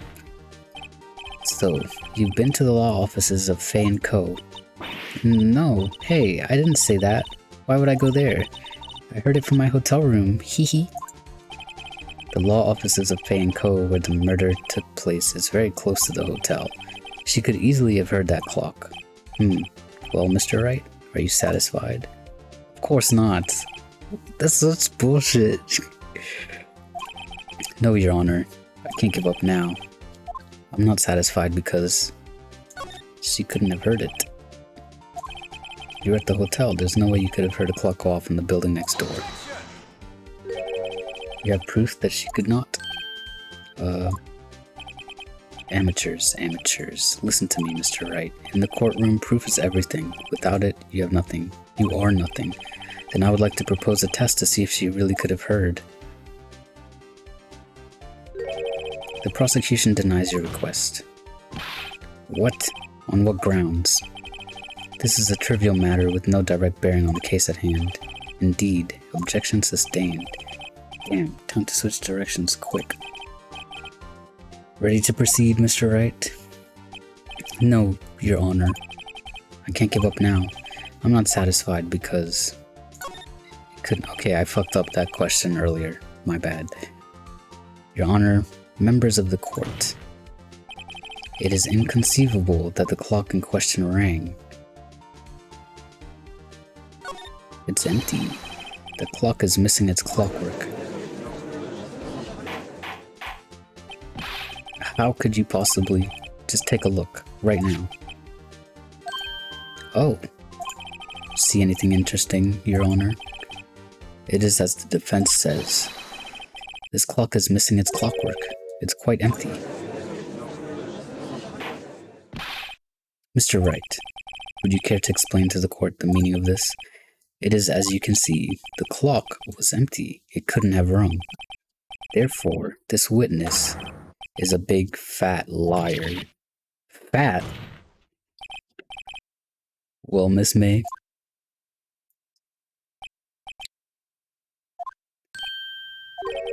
Quite a show you've put on for us, Mr. Wright. He knew the clock was empty, somehow. He knew. I'm afraid you've forgotten one thing, however. Indeed, the clock is empty. As you say, it can't ring. However, we must ask, when was the clockwork removed? If it was after the witness heard the clock, then there's no contradiction. That's true. That is a possibility. The clock might have been emptied after she heard it. And that is exactly what happened, Your Honor. Well, Mr. Wright, can you prove when the clockwork was removed?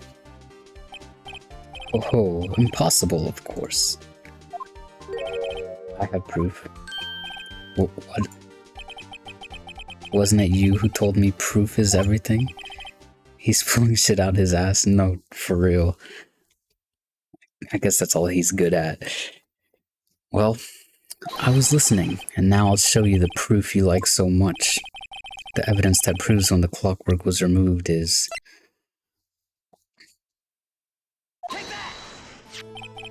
Take a look at this. That's a very cute cell phone. Ooh, you have a girly phone. Wait, this isn't my phone. Listen, this is the defendant's cell phone and it contains a recording. A recording of a conversation she had with the victim on the day of the murder. Order. The defendant's cell phone? This wasn't brought to my attention. Perhaps Detective Gumshoe overlooked it? The good detective better remember he's up for evaluation soon. I gotta say, I'm starting to feel bad for the big fella.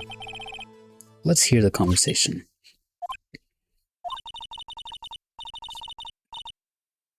So you just want me to hold on to the thinker for you then? If you could. I should probably tell you the clock isn't talking right now. Huh?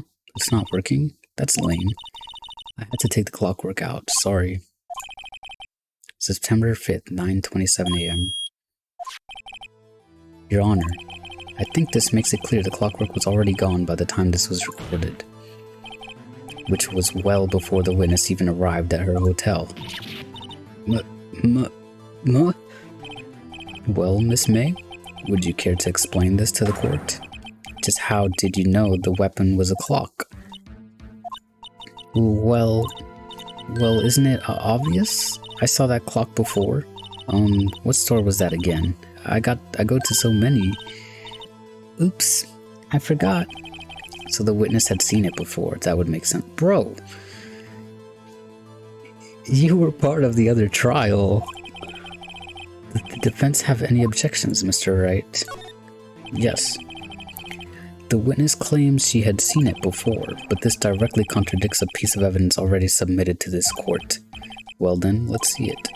Please produce this evidence that will prove the witness had not seen the clock before.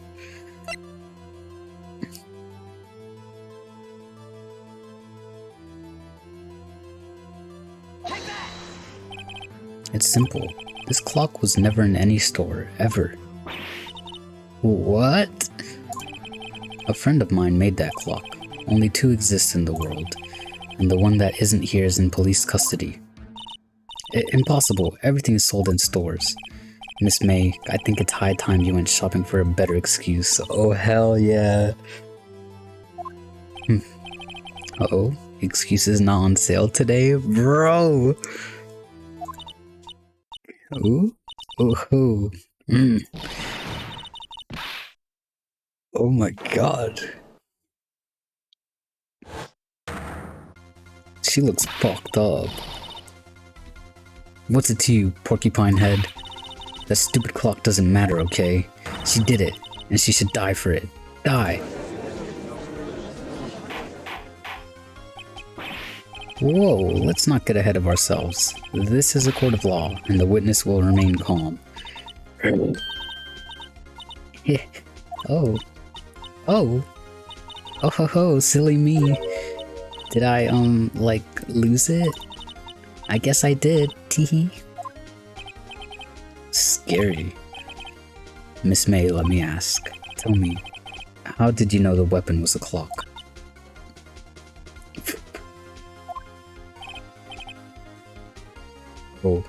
Oh indeed, chat. Oh dear. Does the defense have an opinion on this behavior? Okay, this is it. Yes, Your Honor. Allow me to explain how I see the truth of the matter. Miss April May, you knew the weapon was a clock because...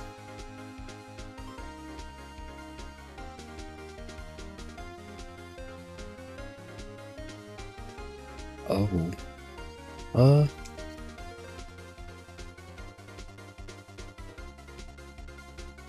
I mean, if she held it, would she have had enough time to run back to the hotel? You'd heard about it. The witness had never held a clock in her hand. Oh yeah, the wiretap. However, she'd heard that it was a clock. She heard? That is correct, Your Honor. There's no other way she could have known the thinker was a clock. And I can show you the proof. Well, this is interesting. Let's see it then. Show me evidence proving that the witness had heard the murder weapon was a clock.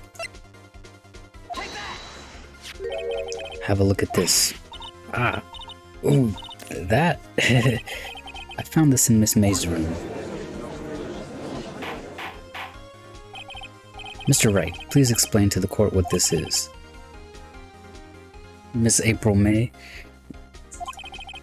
you were tapping the victim, Miss Mia Fay's phone, were you not? Ooh. Ooh. Your Honor, this is irrelevant. I'm not entirely sure that it is. Objection overruled. Yeah, fuck you, Edgeworth.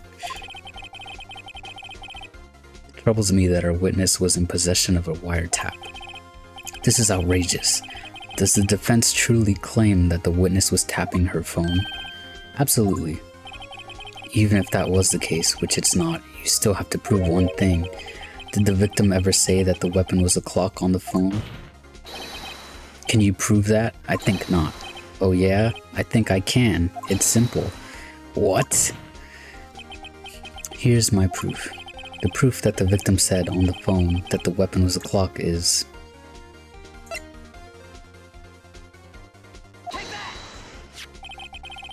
I mean, whatever. I present the defendant's cell phone. Yes, we've seen that. Listen once more to the conversation between the defendant and the victim.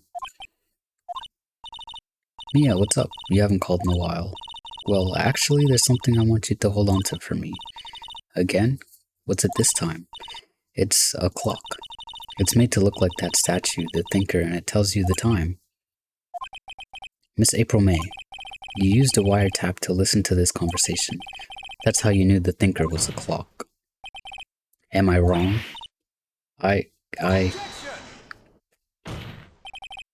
Your Honor, this is ridiculous. Your Honor, look at the witness's face. Does she seem amused to you? The defense demands an answer. La.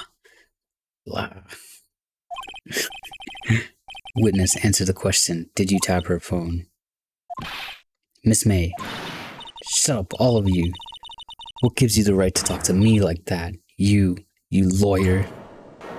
She's going feral. She sure is. It's not fair. All of you ganging up on me like that. Oh, so I'm the bad girl? Is that it? Is that it? Wah. That did it. The court's seen the real Miss April May now. Now to deal the final blow. Why the wiretap? Why did you tap her phone? Answer the question. Do I have to? Isn't this a murder trial? Isn't tippity tapping or irrelevant? God, she's saying exactly what Edgeworth wants her to say. Miss May, you were tapping the victim's phone. I hardly call that irrelevant.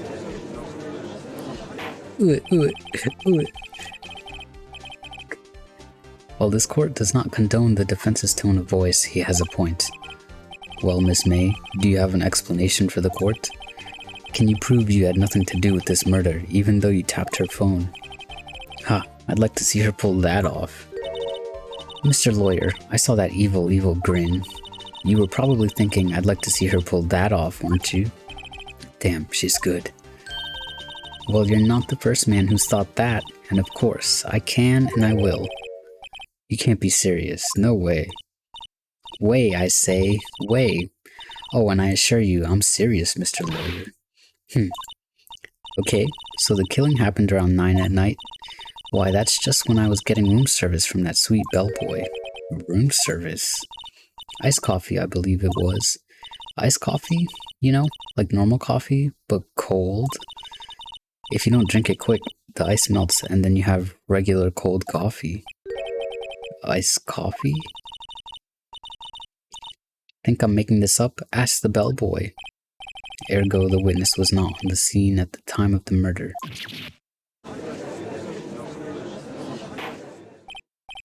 So where does that leave us?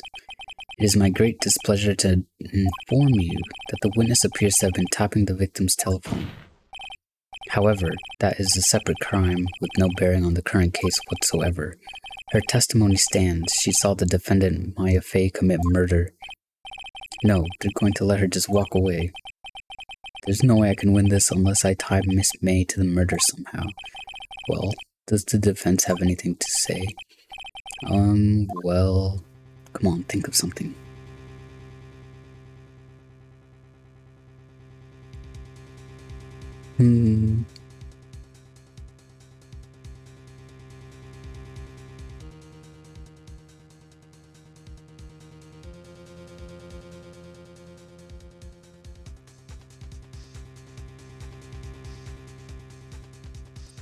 I feel like they're working together.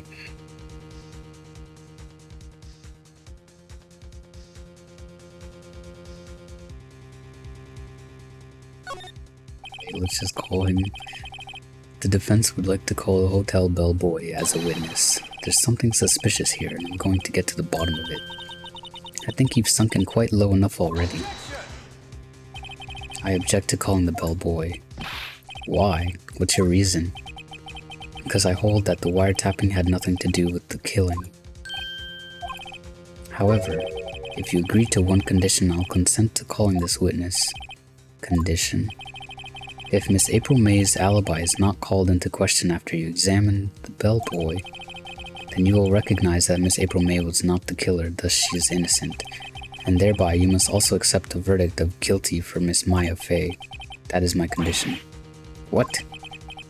I'd better find something suspicious in that bellboy's testimony. Otherwise, Maya will be declared guilty on the spot. What should I do? Alright, I've got nothing to lose, except for, well, everything. Understood, I accept your condition. Ooh, you fell right into my trap. Uh-oh. How can you just say that in the court and nobody says anything? Very well, the court calls the hotel bellboy to the stand. I believe we're ready for the witness to testify. He certainly does look like a bellboy. Yes, sir. I've received your summons in the middle of work, sir. I'm happy to be of service. My trap card is activated. That tea set looks rather heavy, so without further ado, the witness may begin his testimony. Very good, sir.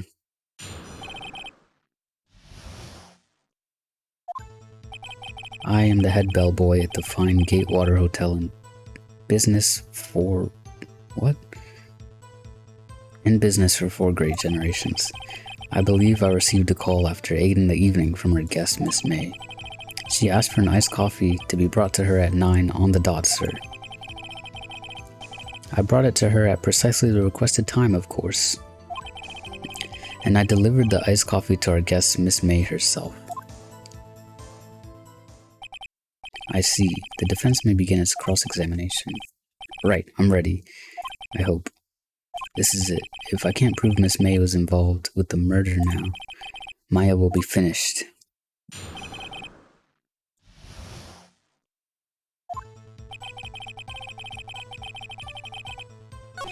Okay, he's the head bellboy. He asked for the iced coffee to be brought to her at 9 on the dot.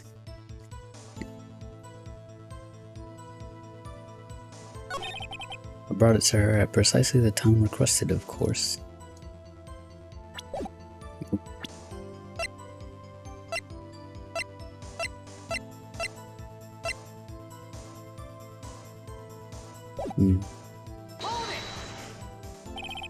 Precisely 9 then. Precisely, exactly, and most definitely, sir. 9 p.m. How can you be so sure? Miss May was quite insistent that it be brought then. Oh, bellboy? Teehee. I'd like iced coffee at exactly 9. Something like that, sir. Therefore, I knocked on her door at the crack of 9, sir. Why would she be so particular about the time?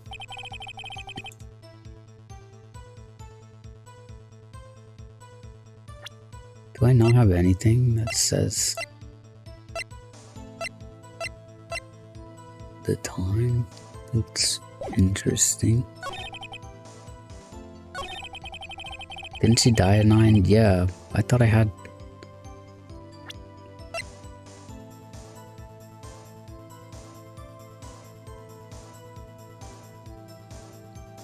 thought I had something that said she died at 9.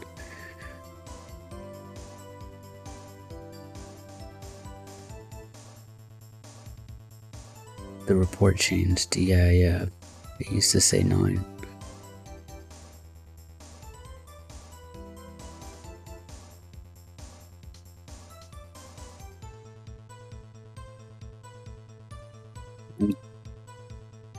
Wait, what's this? What's this bar at the top? Is this like me messing up?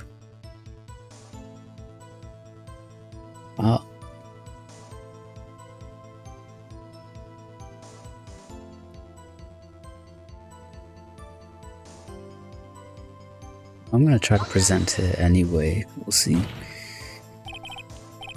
Your Honor, that statement contradicts this evidence. It does?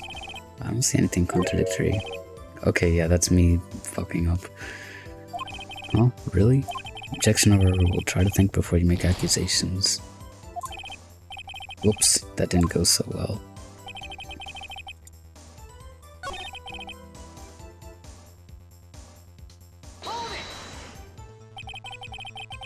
Are you sure it was Miss May on the phone? Absolutely, sir. How can you be so certain? I checked Miss May in personally, sir. Not only did I see her in all her stunning radiance, but I also heard her voice. And then I saw them, and I... The point being, I remembered her quite well, sir. Yes, what then? What? Them who?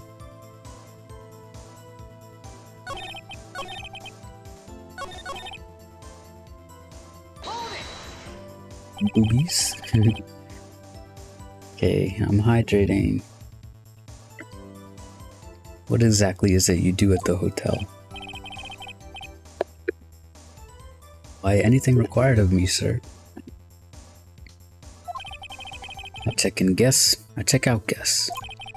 I clean rooms, I make beds, I even deliver room service, sir. I checked Miss May in personally. Are you always so prim? Mr. Wright, you will refrain from asking frivolous questions. What else can I use, bruh?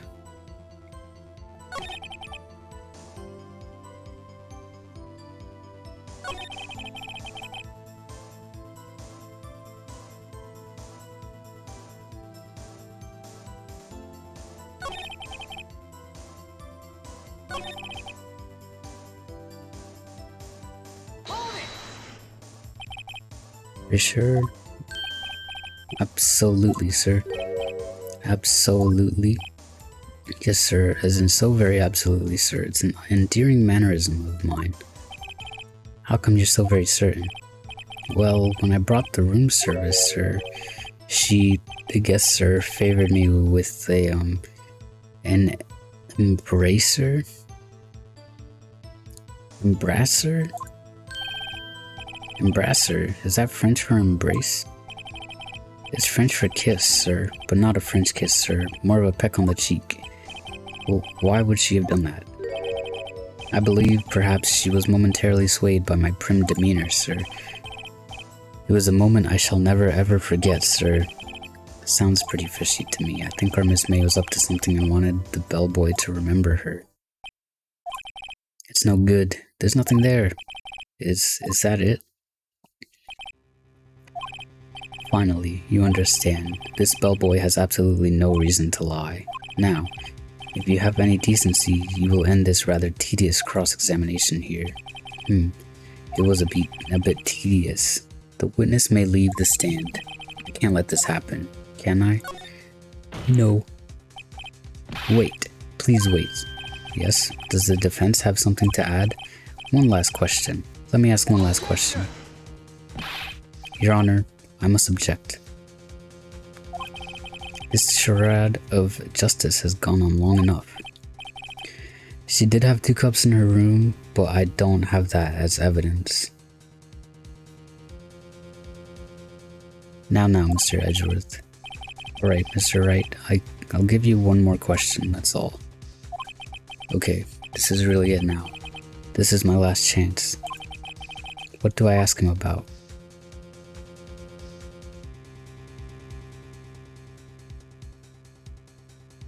Fuck.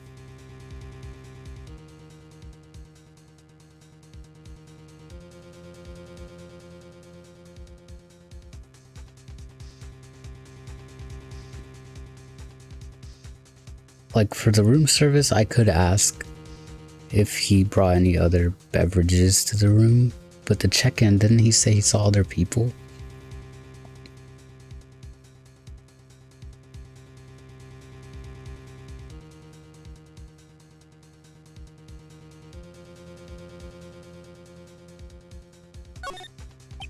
Alright, let's try the check-in. Tell me about the check-in. Tell me about when you checked in, Miss May. Oh, alright. Very well, sir. My first thought was that she was a beautiful, beautiful person. She's just my type of girl, so it was a disappointment, really. I see. Excuse me, what exactly was a disappointment? Well, I'm not without charm, sir, but even I'd have a little chance with her lover there. What did he say? What did you say? Some of the writing is a little repetitive, I will say that. Rather quite. Bellboy, tell us the truth now. Did Miss May check in with another person? I object. That was objectionable. Objection overruled. The witness will answer the question. Yes, I see. Why did you not mention this in your testimony? Well, sir, you didn't ask. Nice try. That's the sort of thing you're normally supposed to mention. Yes, quite, indeed. It was the good barrister there, Mr. Edgeworth, who... He asked me not to mention it if I wasn't specifically asked, sir. Ooh. You fool. Dirty Edgeworth. I've done it. I've won. Miss April May checked into a twin room with a man, correct? Yes, sir. Then when you brought them room service, you didn't see that man in the room? That's right, sir. Edgeworth needs his badge removed immediately, bro. Your Honor. We have just learned of another person involved who may have been the murderer. In light of this new fact, I hold that it's impossible to judge the defendant. Wouldn't you agree, Mr. Edgeworth? And who, Mr. Wright? Who is this other person? Simple. It was...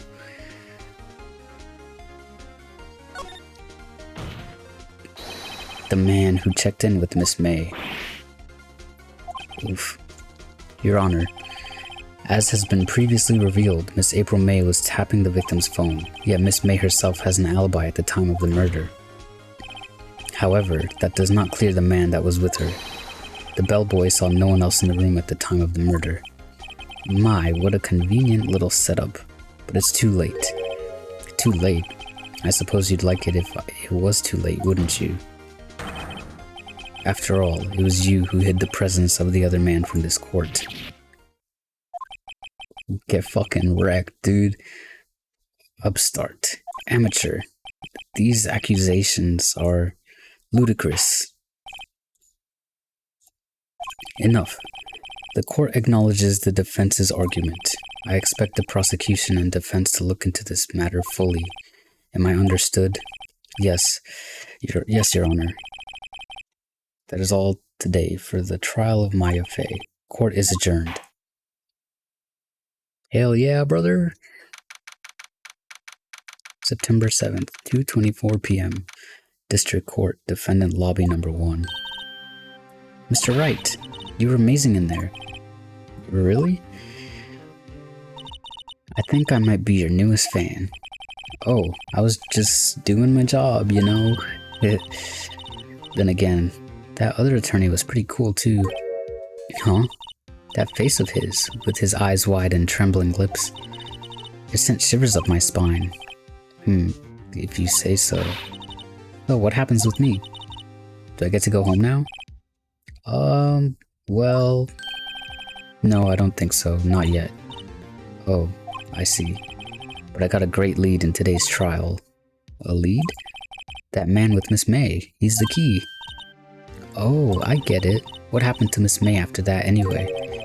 I heard they arrested her. I guess she's learning her charms won't work everywhere. She's probably at the detention center now. I may have to go down there later. Anyway, this case is far from closed. Yes, sir. I'm going to find out more about this man. Do you think he was the one who...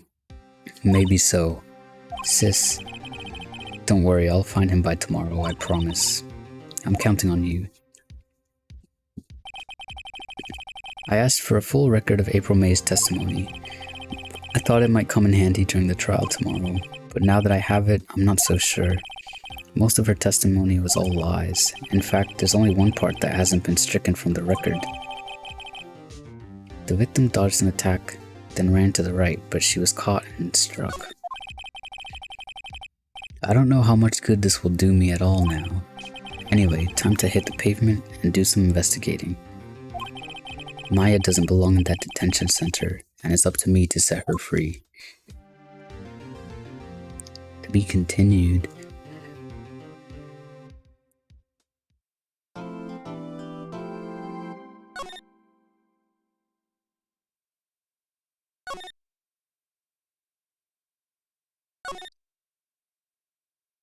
Right.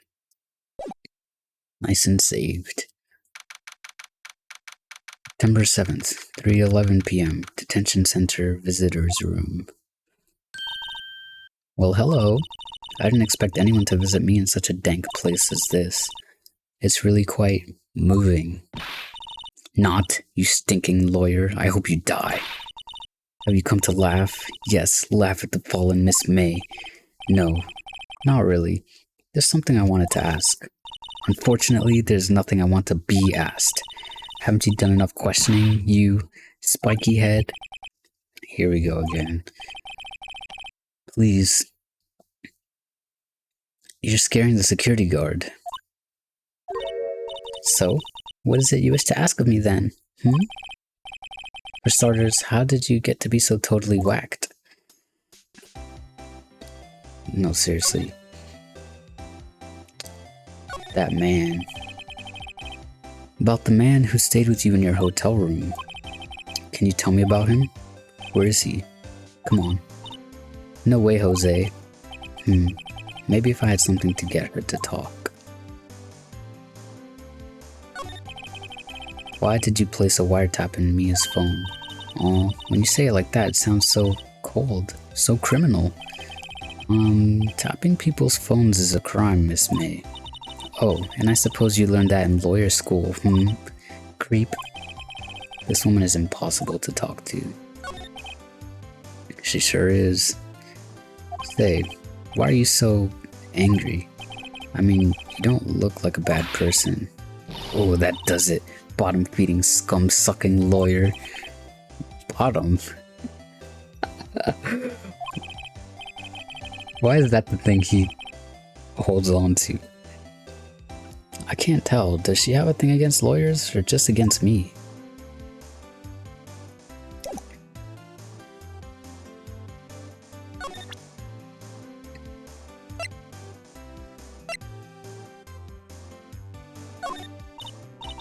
He said he's not an ass eater.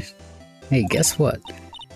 Actually, I really hate your guts, so get lost, because, well, I'm not cooperating.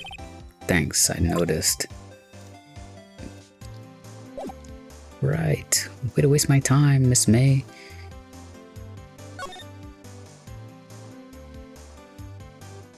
Oh, I can still go here? The painting's gone. Called them bottom, right?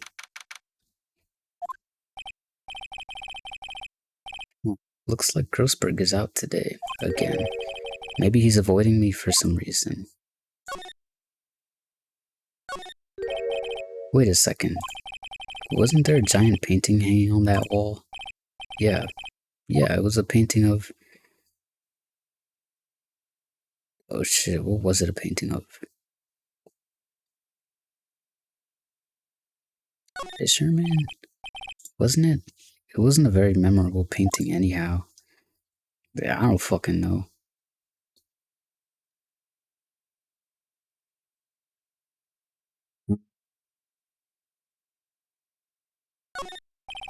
Expensive looking. Oh, funny, they don't look like they've ever been read. What's this? Old photos? There are two lying here. Something's been written in pencil on the backs. DL6 Incident Exhibit A, DL6 Incident Exhibit B. Let's take a look at these.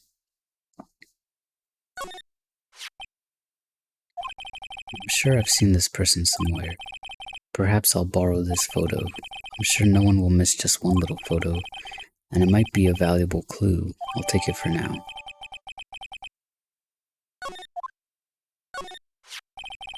A photo lies on the desk. Oh, he looks evil.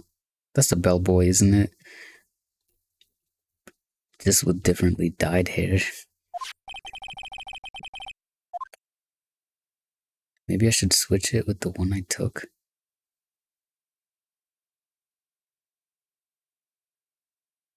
I think I'll swap them. I don't know what I'm doing. Oh shit, I didn't mean to click that.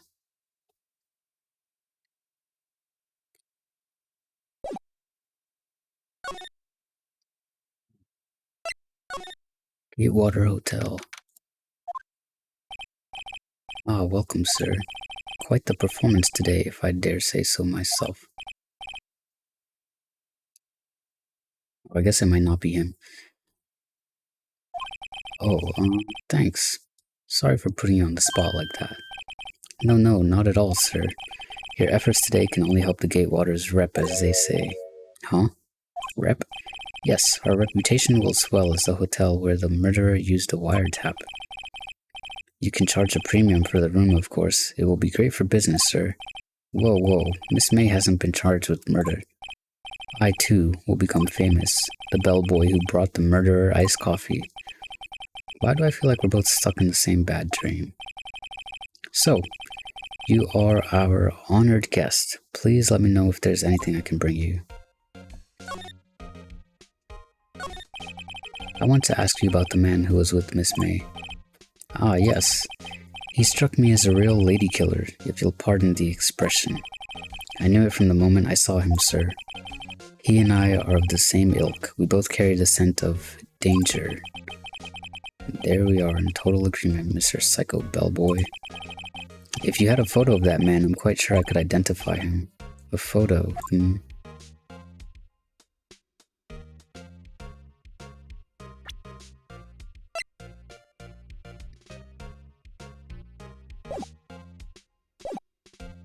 Present the photo to him. Take a look at this photo. That's him, detective. I'm the lawyer. Oh, I know that. I just wanted to say detective once. You know how it is. No, I don't. Without a doubt, that is the man who checked in with Miss April May. How about I write an affidavit swearing that that's him? An affidavit? This guy is way too excited about this. Well, sure, why not? Yes, I've always wanted to write an affidavit, sir. From henceforth, I will be known as the bellboy who swore the affidavit. Just hurry up and write it. Not even Miss May can play dumb to this.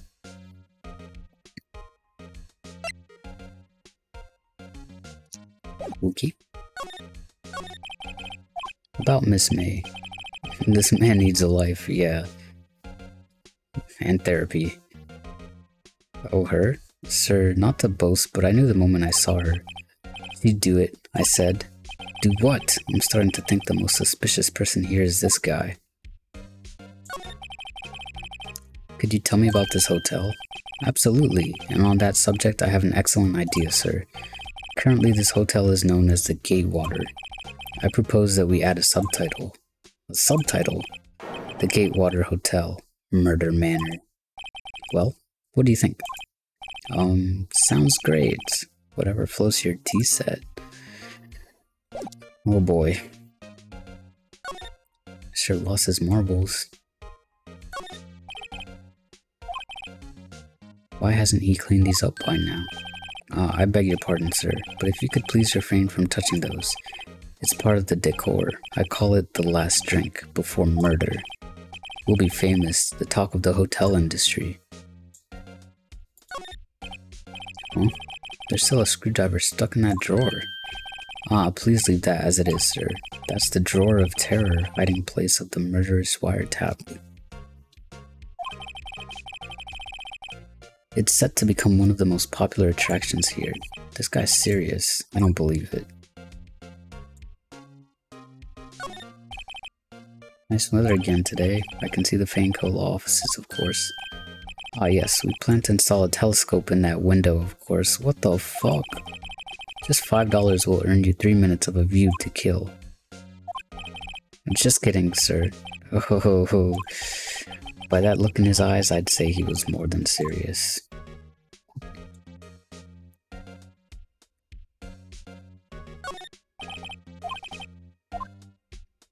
Okay.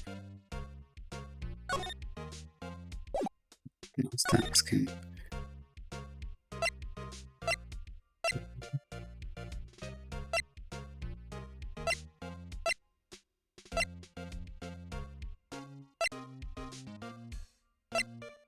I don't think there's anything else I could ask or present.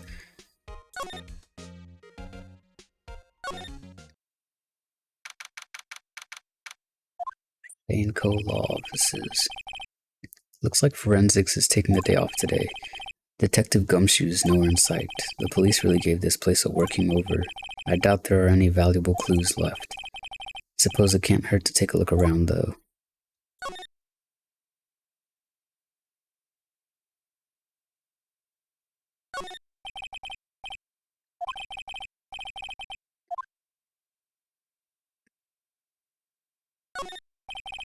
Yeah, I'm pretty sure nothing's gonna be different. Guess I'll have to water the plant now.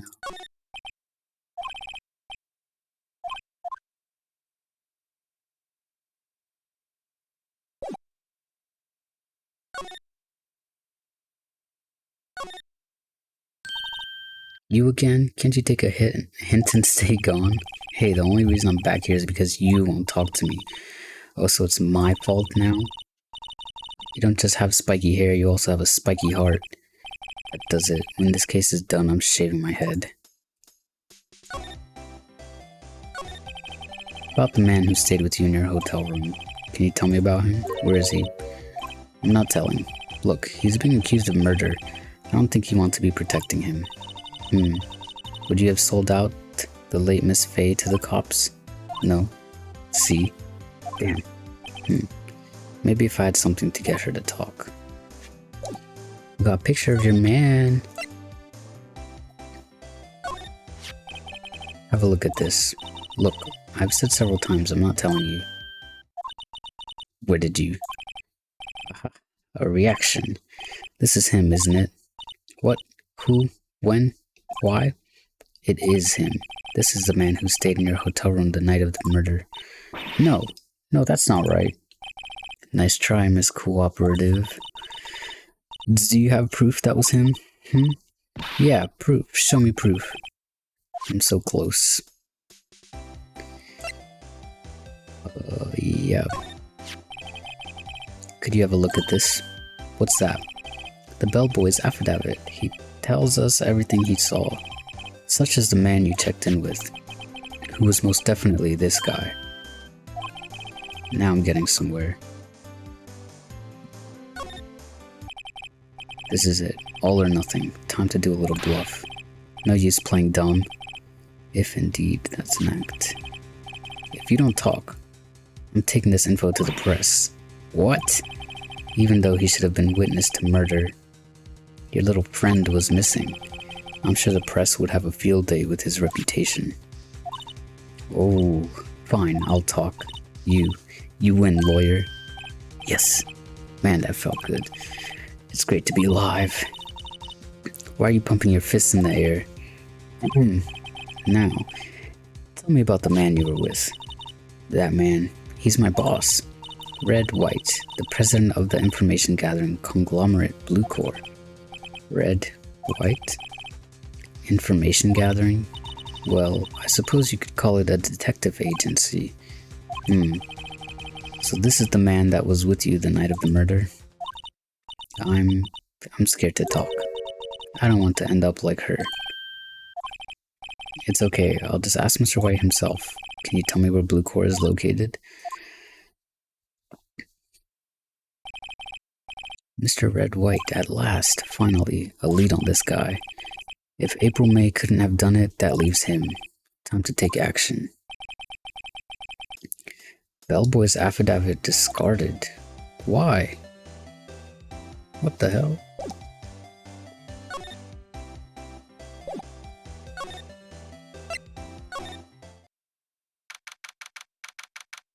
Oh, it's the painting.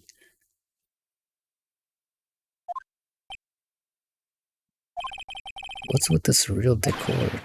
Welcome, please furnish me with the title of your personage. What the? Your name, what's your name? I was just inquirably asking the title that you go by. Wright. Phoenix Wright. Inquirably?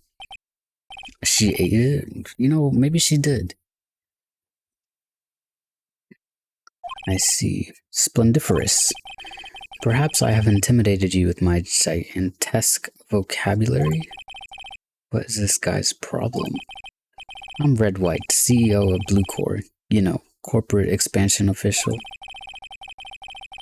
My business dealings bring me into contact with the elite of the elite, so I'm afraid I'm not used to conversing with the wordily challenged. What a fruitcake. What the fuck? Let me guess. You are an attorney fresh out of law school, are you not? That's the only explanation for why you would come to meet me like this. What does he mean by that? No matter. So, what business does a mighty lawyer have with a man such as myself? Yipes, this guy's arrogance meters off the scale.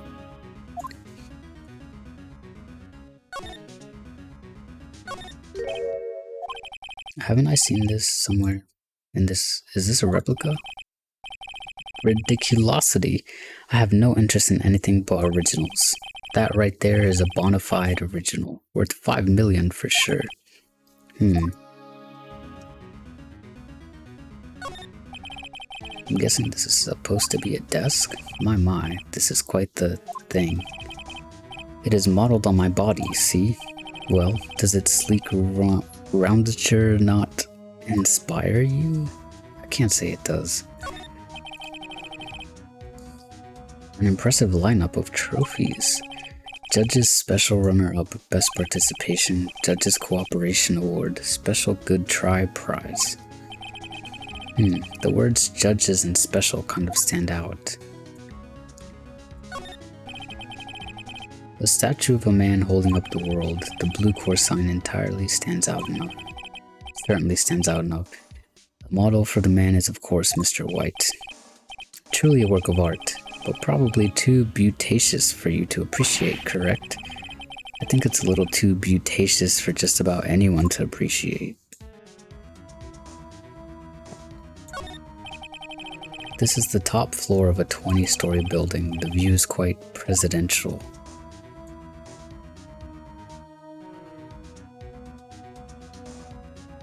Okay. Miss May is an employee of Bluecore, is she not? Correct.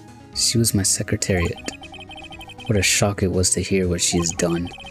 What she has done? You mean the wiretap? Indeed, she is paid to answer phones. Tapping them is not in her job description. She does gather information for us as part of her duties. But I assure you, we do not condone illegal methods. It is ineffable that she would do this. It sounds like he's trying to turn Miss May into a scapegoat. What kind of company is Bluecore anyway? Ah, excellent question. We buy and sell various kinds of information. We are a company of the future, you might say. We are the future. Sell information? In just 10 years, I've built this business up into the grand office you see now. In case you were wondering, Bluecore was named after the color blue. I, Red White of Bluecore, as founder and CEO, named it so.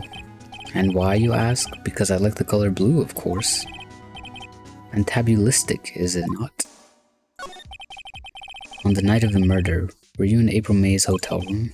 Who can say? I seldom pay attention to mundane details such as time and place.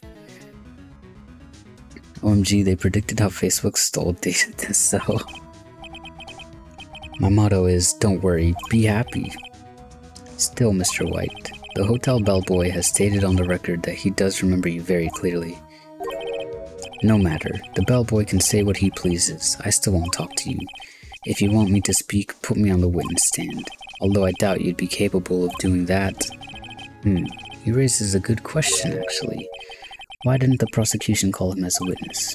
He should have seen the same thing as April May. Oh ho ho. The police, the courts. To me, they are mere toys, playthings for my amusement. There's something that's been bothering me. Yes, what might that be? That big painting on the wall over there. I've seen it before. Oh, just yesterday actually. Your point being? My point is simple, or rather my question is simple.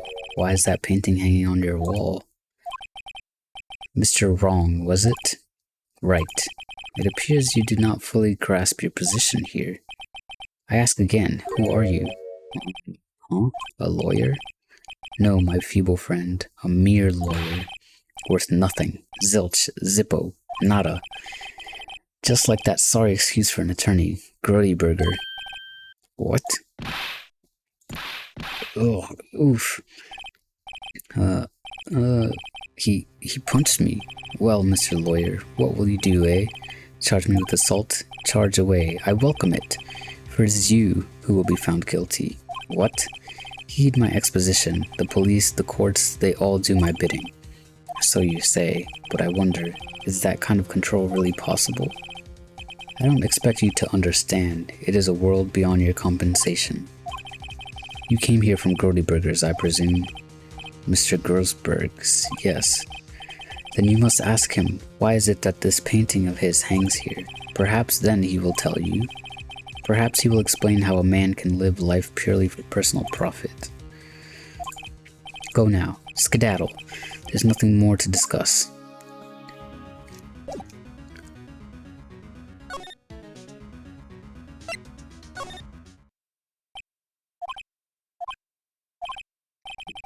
I don't think he's noticed me standing here. Maybe I should clear my throat. Jumping Jehoshaphat's. Oh, you. What's wrong? You look so pensive, like an old man at the end of his days. I'm not senile yet. I was just thinking about this whole mess. Something's really bothering him, that much is clear.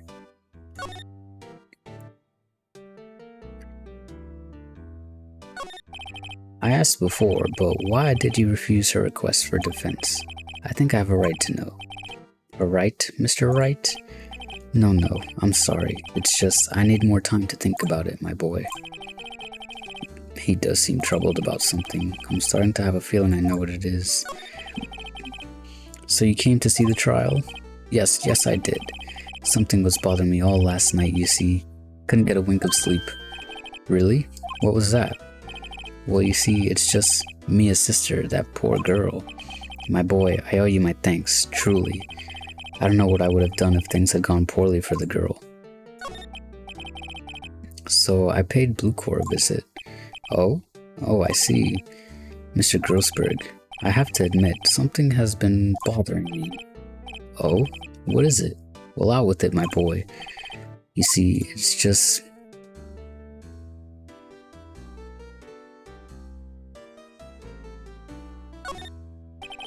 Mr. Grossberg, sir, there was a giant painting hanging right there the other day, was there not? The one you said you had no intention of parting with? Well, I saw it today. It was in the CEO's office at Blue Corp, Red White's office. So, you noticed. I suppose I should have guessed you would. It is a large painting. Mr. Grossberg, I know you and Mr. White are connected somehow. Connected, you say? Yes, and I know what it is. You're lovers.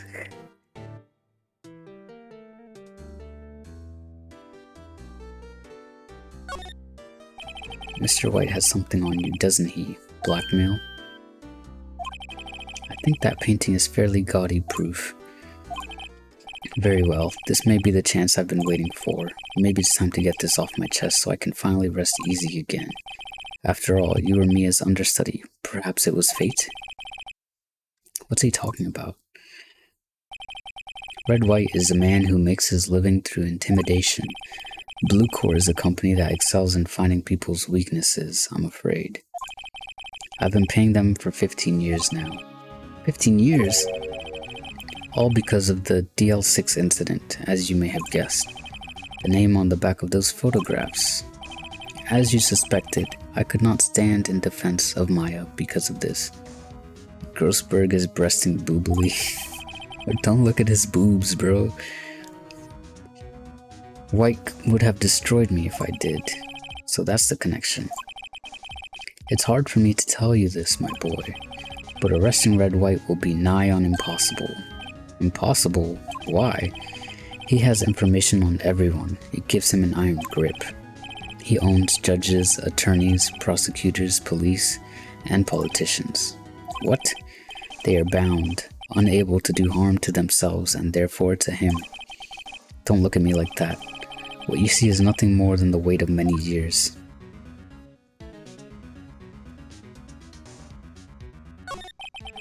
What is the DL6 incident? DL6 is nothing more than the sorting code the police gave the case. It was 15 years ago now. I received a request from a medium, a spirit medium. A medium? Her name was Misty Fey. There we go, another name that starts with the letter M. Indeed, she was Mia's mother. She had been investigating a murder at the bequest of the police, and she failed. As a result, the police called her a fraud. This is what Maya was talking about the other day. I did all I could for her, and in the end cleared her of wrongdoing. That murder case, however, remains unsolved to this day. That case is the DL6 incident. But why were you blackmailed over this, Mr. Grossberg? The DL6 incident was top secret at the time. It made sense. The police didn't want people to know they were using a medium. They couldn't let people know. But one person found out. I told him. You told White. He offered me riches. It is an embarrassment to me now. Because I talked, the police were mocked far and wide. In secret, they began looking for the one who sold them out. Of course, White heard about it and he came to me. Only this time the offer was blackmail. I see. White controls the law of this country as he sees fit. Yet if you would still challenge him, have a close look at Mia's office. Mia's office? She followed his every move for years. She may have recorded something of what she found. Interesting.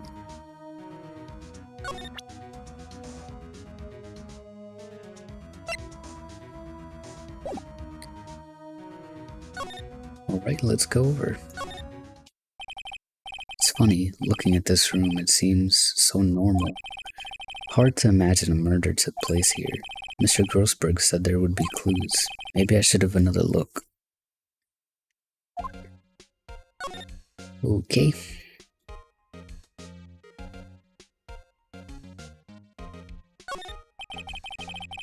All the cases the chief ever worked on are filed here. They're in alphabetical order. Let's take a look. Which file should I look at? File A to I. Let's see if there's a recorded in this file that catches my eye. A, B, F. Misty Fey. That's Mia and Maya's mother. Should I take a look? Of course. I have tarnished the Fey name. Leaving only these words, my mother vanished. I was determined to find the ones who had made my mother blame herself in this way. Using the power that runs in my family, I held an audience with the dead. Finally, the names of 2 men surfaced. One was Marvin Grossberg, a lawyer who sold my mother's information for riches. The other was the man who sold that information to the press. This parasite who makes his fortune on threats and coercion. His name is... the record stops there. So Mia knew Grossberg.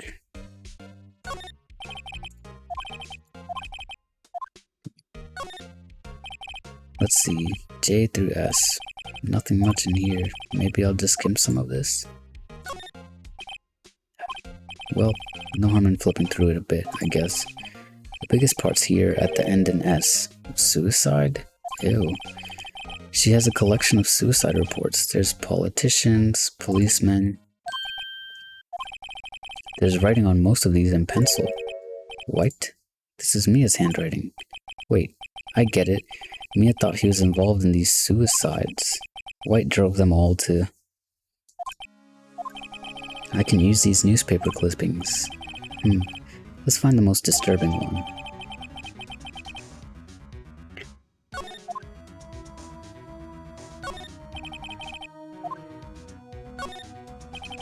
Which file to check? We didn't check T to Z. I know, W, White. The entire W section is missing. Was it taken? Ooh.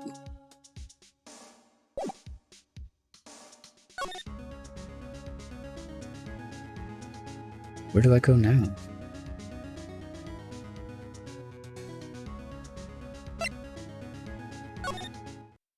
I wonder if the guy's still there. He's out. The sound of water coming from the shower. La-di-da, money making. I got the money making blues. Someone seems to enjoy washing the showers. The screwdriver is still stuck in the drawer. I'd better not touch it. No telling what the bellboy would do to me. Damn it.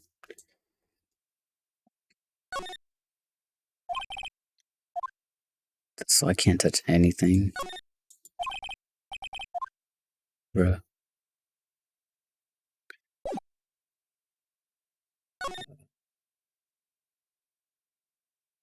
Check there. Check the hotel. Maybe I can question her? Apparently Miss May is in questioning. I doubt they'll let me talk to her today. Fuck. Maybe Grossberg.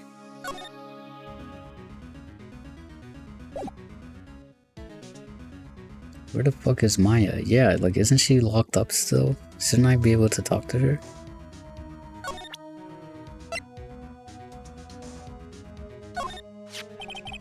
I found this in Mia's files, so she was investigating Red White as I expected.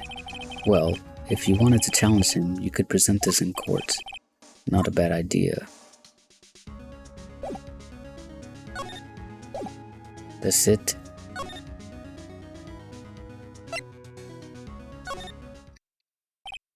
Well, aren't you persistent? Sorry, but there's something I have to ask you. Mr. Lawyer, I really hate having to repeat myself, but it seems the message has not yet penetrated your thick skull. Stop bothering me. If you try my patience further, I fear a nasty accident may occur. Do I make myself clear? Transparent. I think we're past needing to talk about April May. Gotta put this guy on the spot quick. What's the matter? You seem distressed. There's no point asking someone this crooked a straight question. I need some evidence. Well, yes, there's my eyes and my nose and my mouth, but of course I jest. You need not restrain your mirth, my friend. It is okay to indulge in my cosmopolitan sense of humor. I will not think less of you.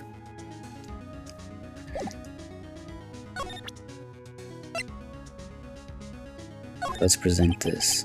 This is the only clue that Mia left me. I better make this one count. Mr. White, see this? It's an article describing the suicide of a politician. He was embezzling secret government funds. Then one day, word got leaked to the press. The very next day, he took his own life. And this concerns me how. I found this article in Mia's office. Miss Mia? She had a file filled with articles like this. Every one of them was labeled with a single word, White. Mr. White, I know what you did to this politician. You were blackmailing him. Blackmail? Not just him either. You were threatening and coercing hundreds of others. You were involved in all of the suicide cases that Mia investigated. This company's built on blackmail.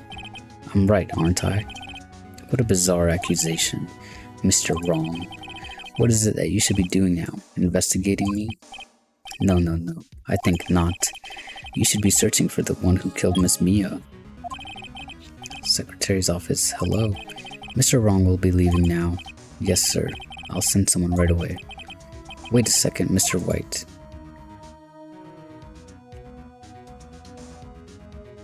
What? You are absolutely right. I should be looking for the killer now. And actually, I've done better. I've found him. He's sitting right in front of me. Just what are you insinuating? Mia was onto you. She was keeping tabs. For this reason, you had April May tapping her phone. Then Mia was murdered and all the documents about you mysteriously disappeared. So the culprit would be... Even a child could work it out, Mr. White. You did it. Secretary's office. We won't be needing an escort for Mr. Wrong.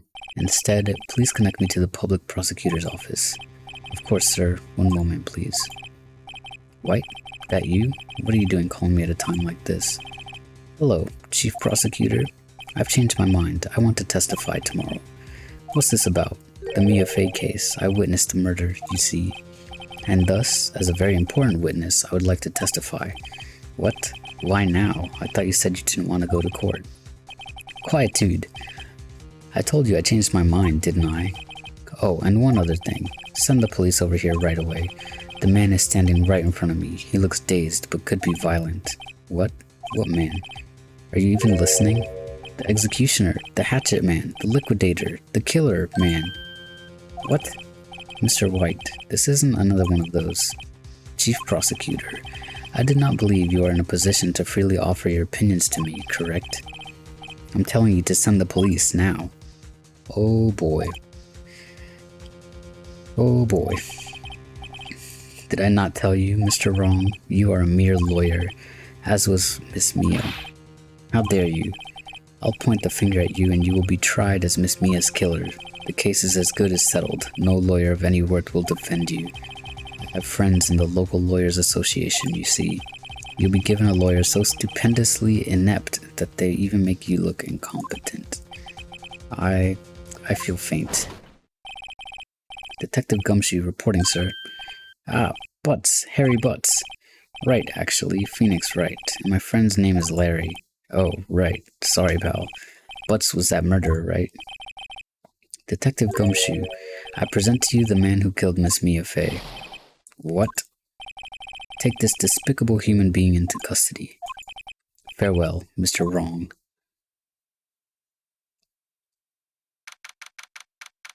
September 8th, 3:37 p.m. Detention Center, Visitor's Room. I can't believe it's only been a day since the first trial. My trial begins tomorrow. White's going to set a trap for me, and the prosecution will be in on it, of course, Edgeworth included.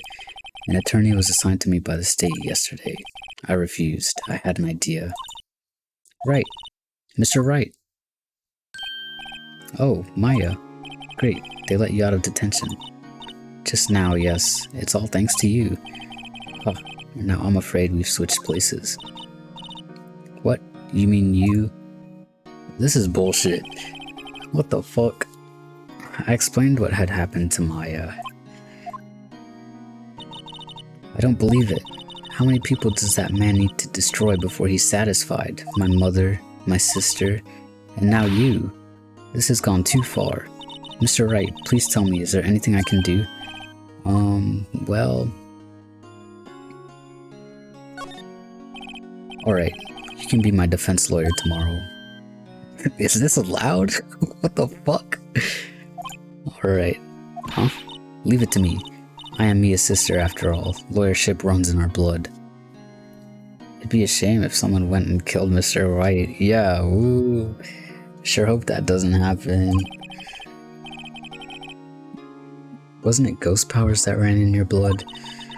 I'd better run to the bookstore and pick up a copy of Law for Rookies. Wait. What? I'm kidding. It was a joke. No way. No, really, I was kidding. But thanks. It's good to know you're on my side. And there really isn't anything you can do for me anyway. But I can't just sit here and do nothing. I've got to give that man a piece of my mind. Just a piece? Okay. And come to the trial tomorrow. Okay, I'll be there. I'll show them a thing or two.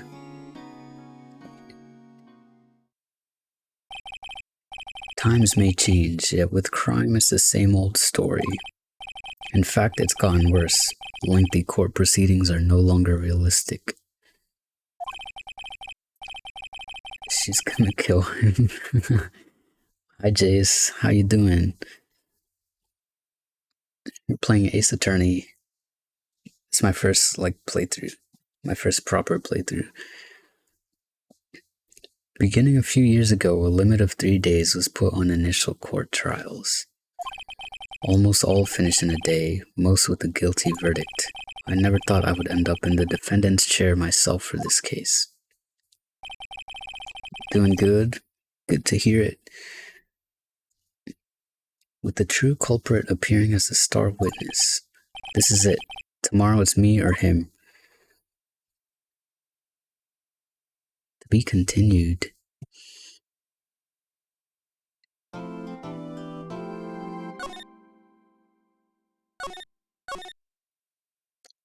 Okay, unfortunately, I have to do something tonight, so I have to end stream here. Oh no. No. Where do I leave?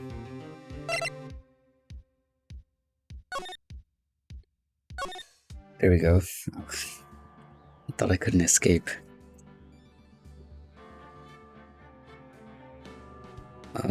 Yeah, so I have to end stream.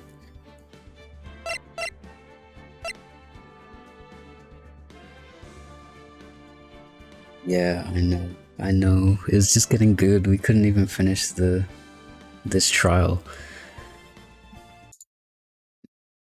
But I have to go. I have to do something important. Take care. Hope you had a nice stream. Thank you, Jace. I did. Sorry that I'm leaving right when you joined though.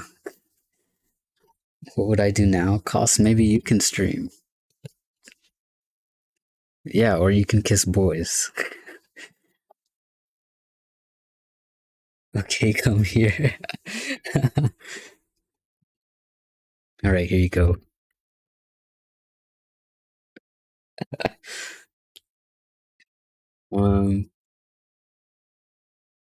Yeah, that's just gonna be it for today. I'll probably be back tomorrow.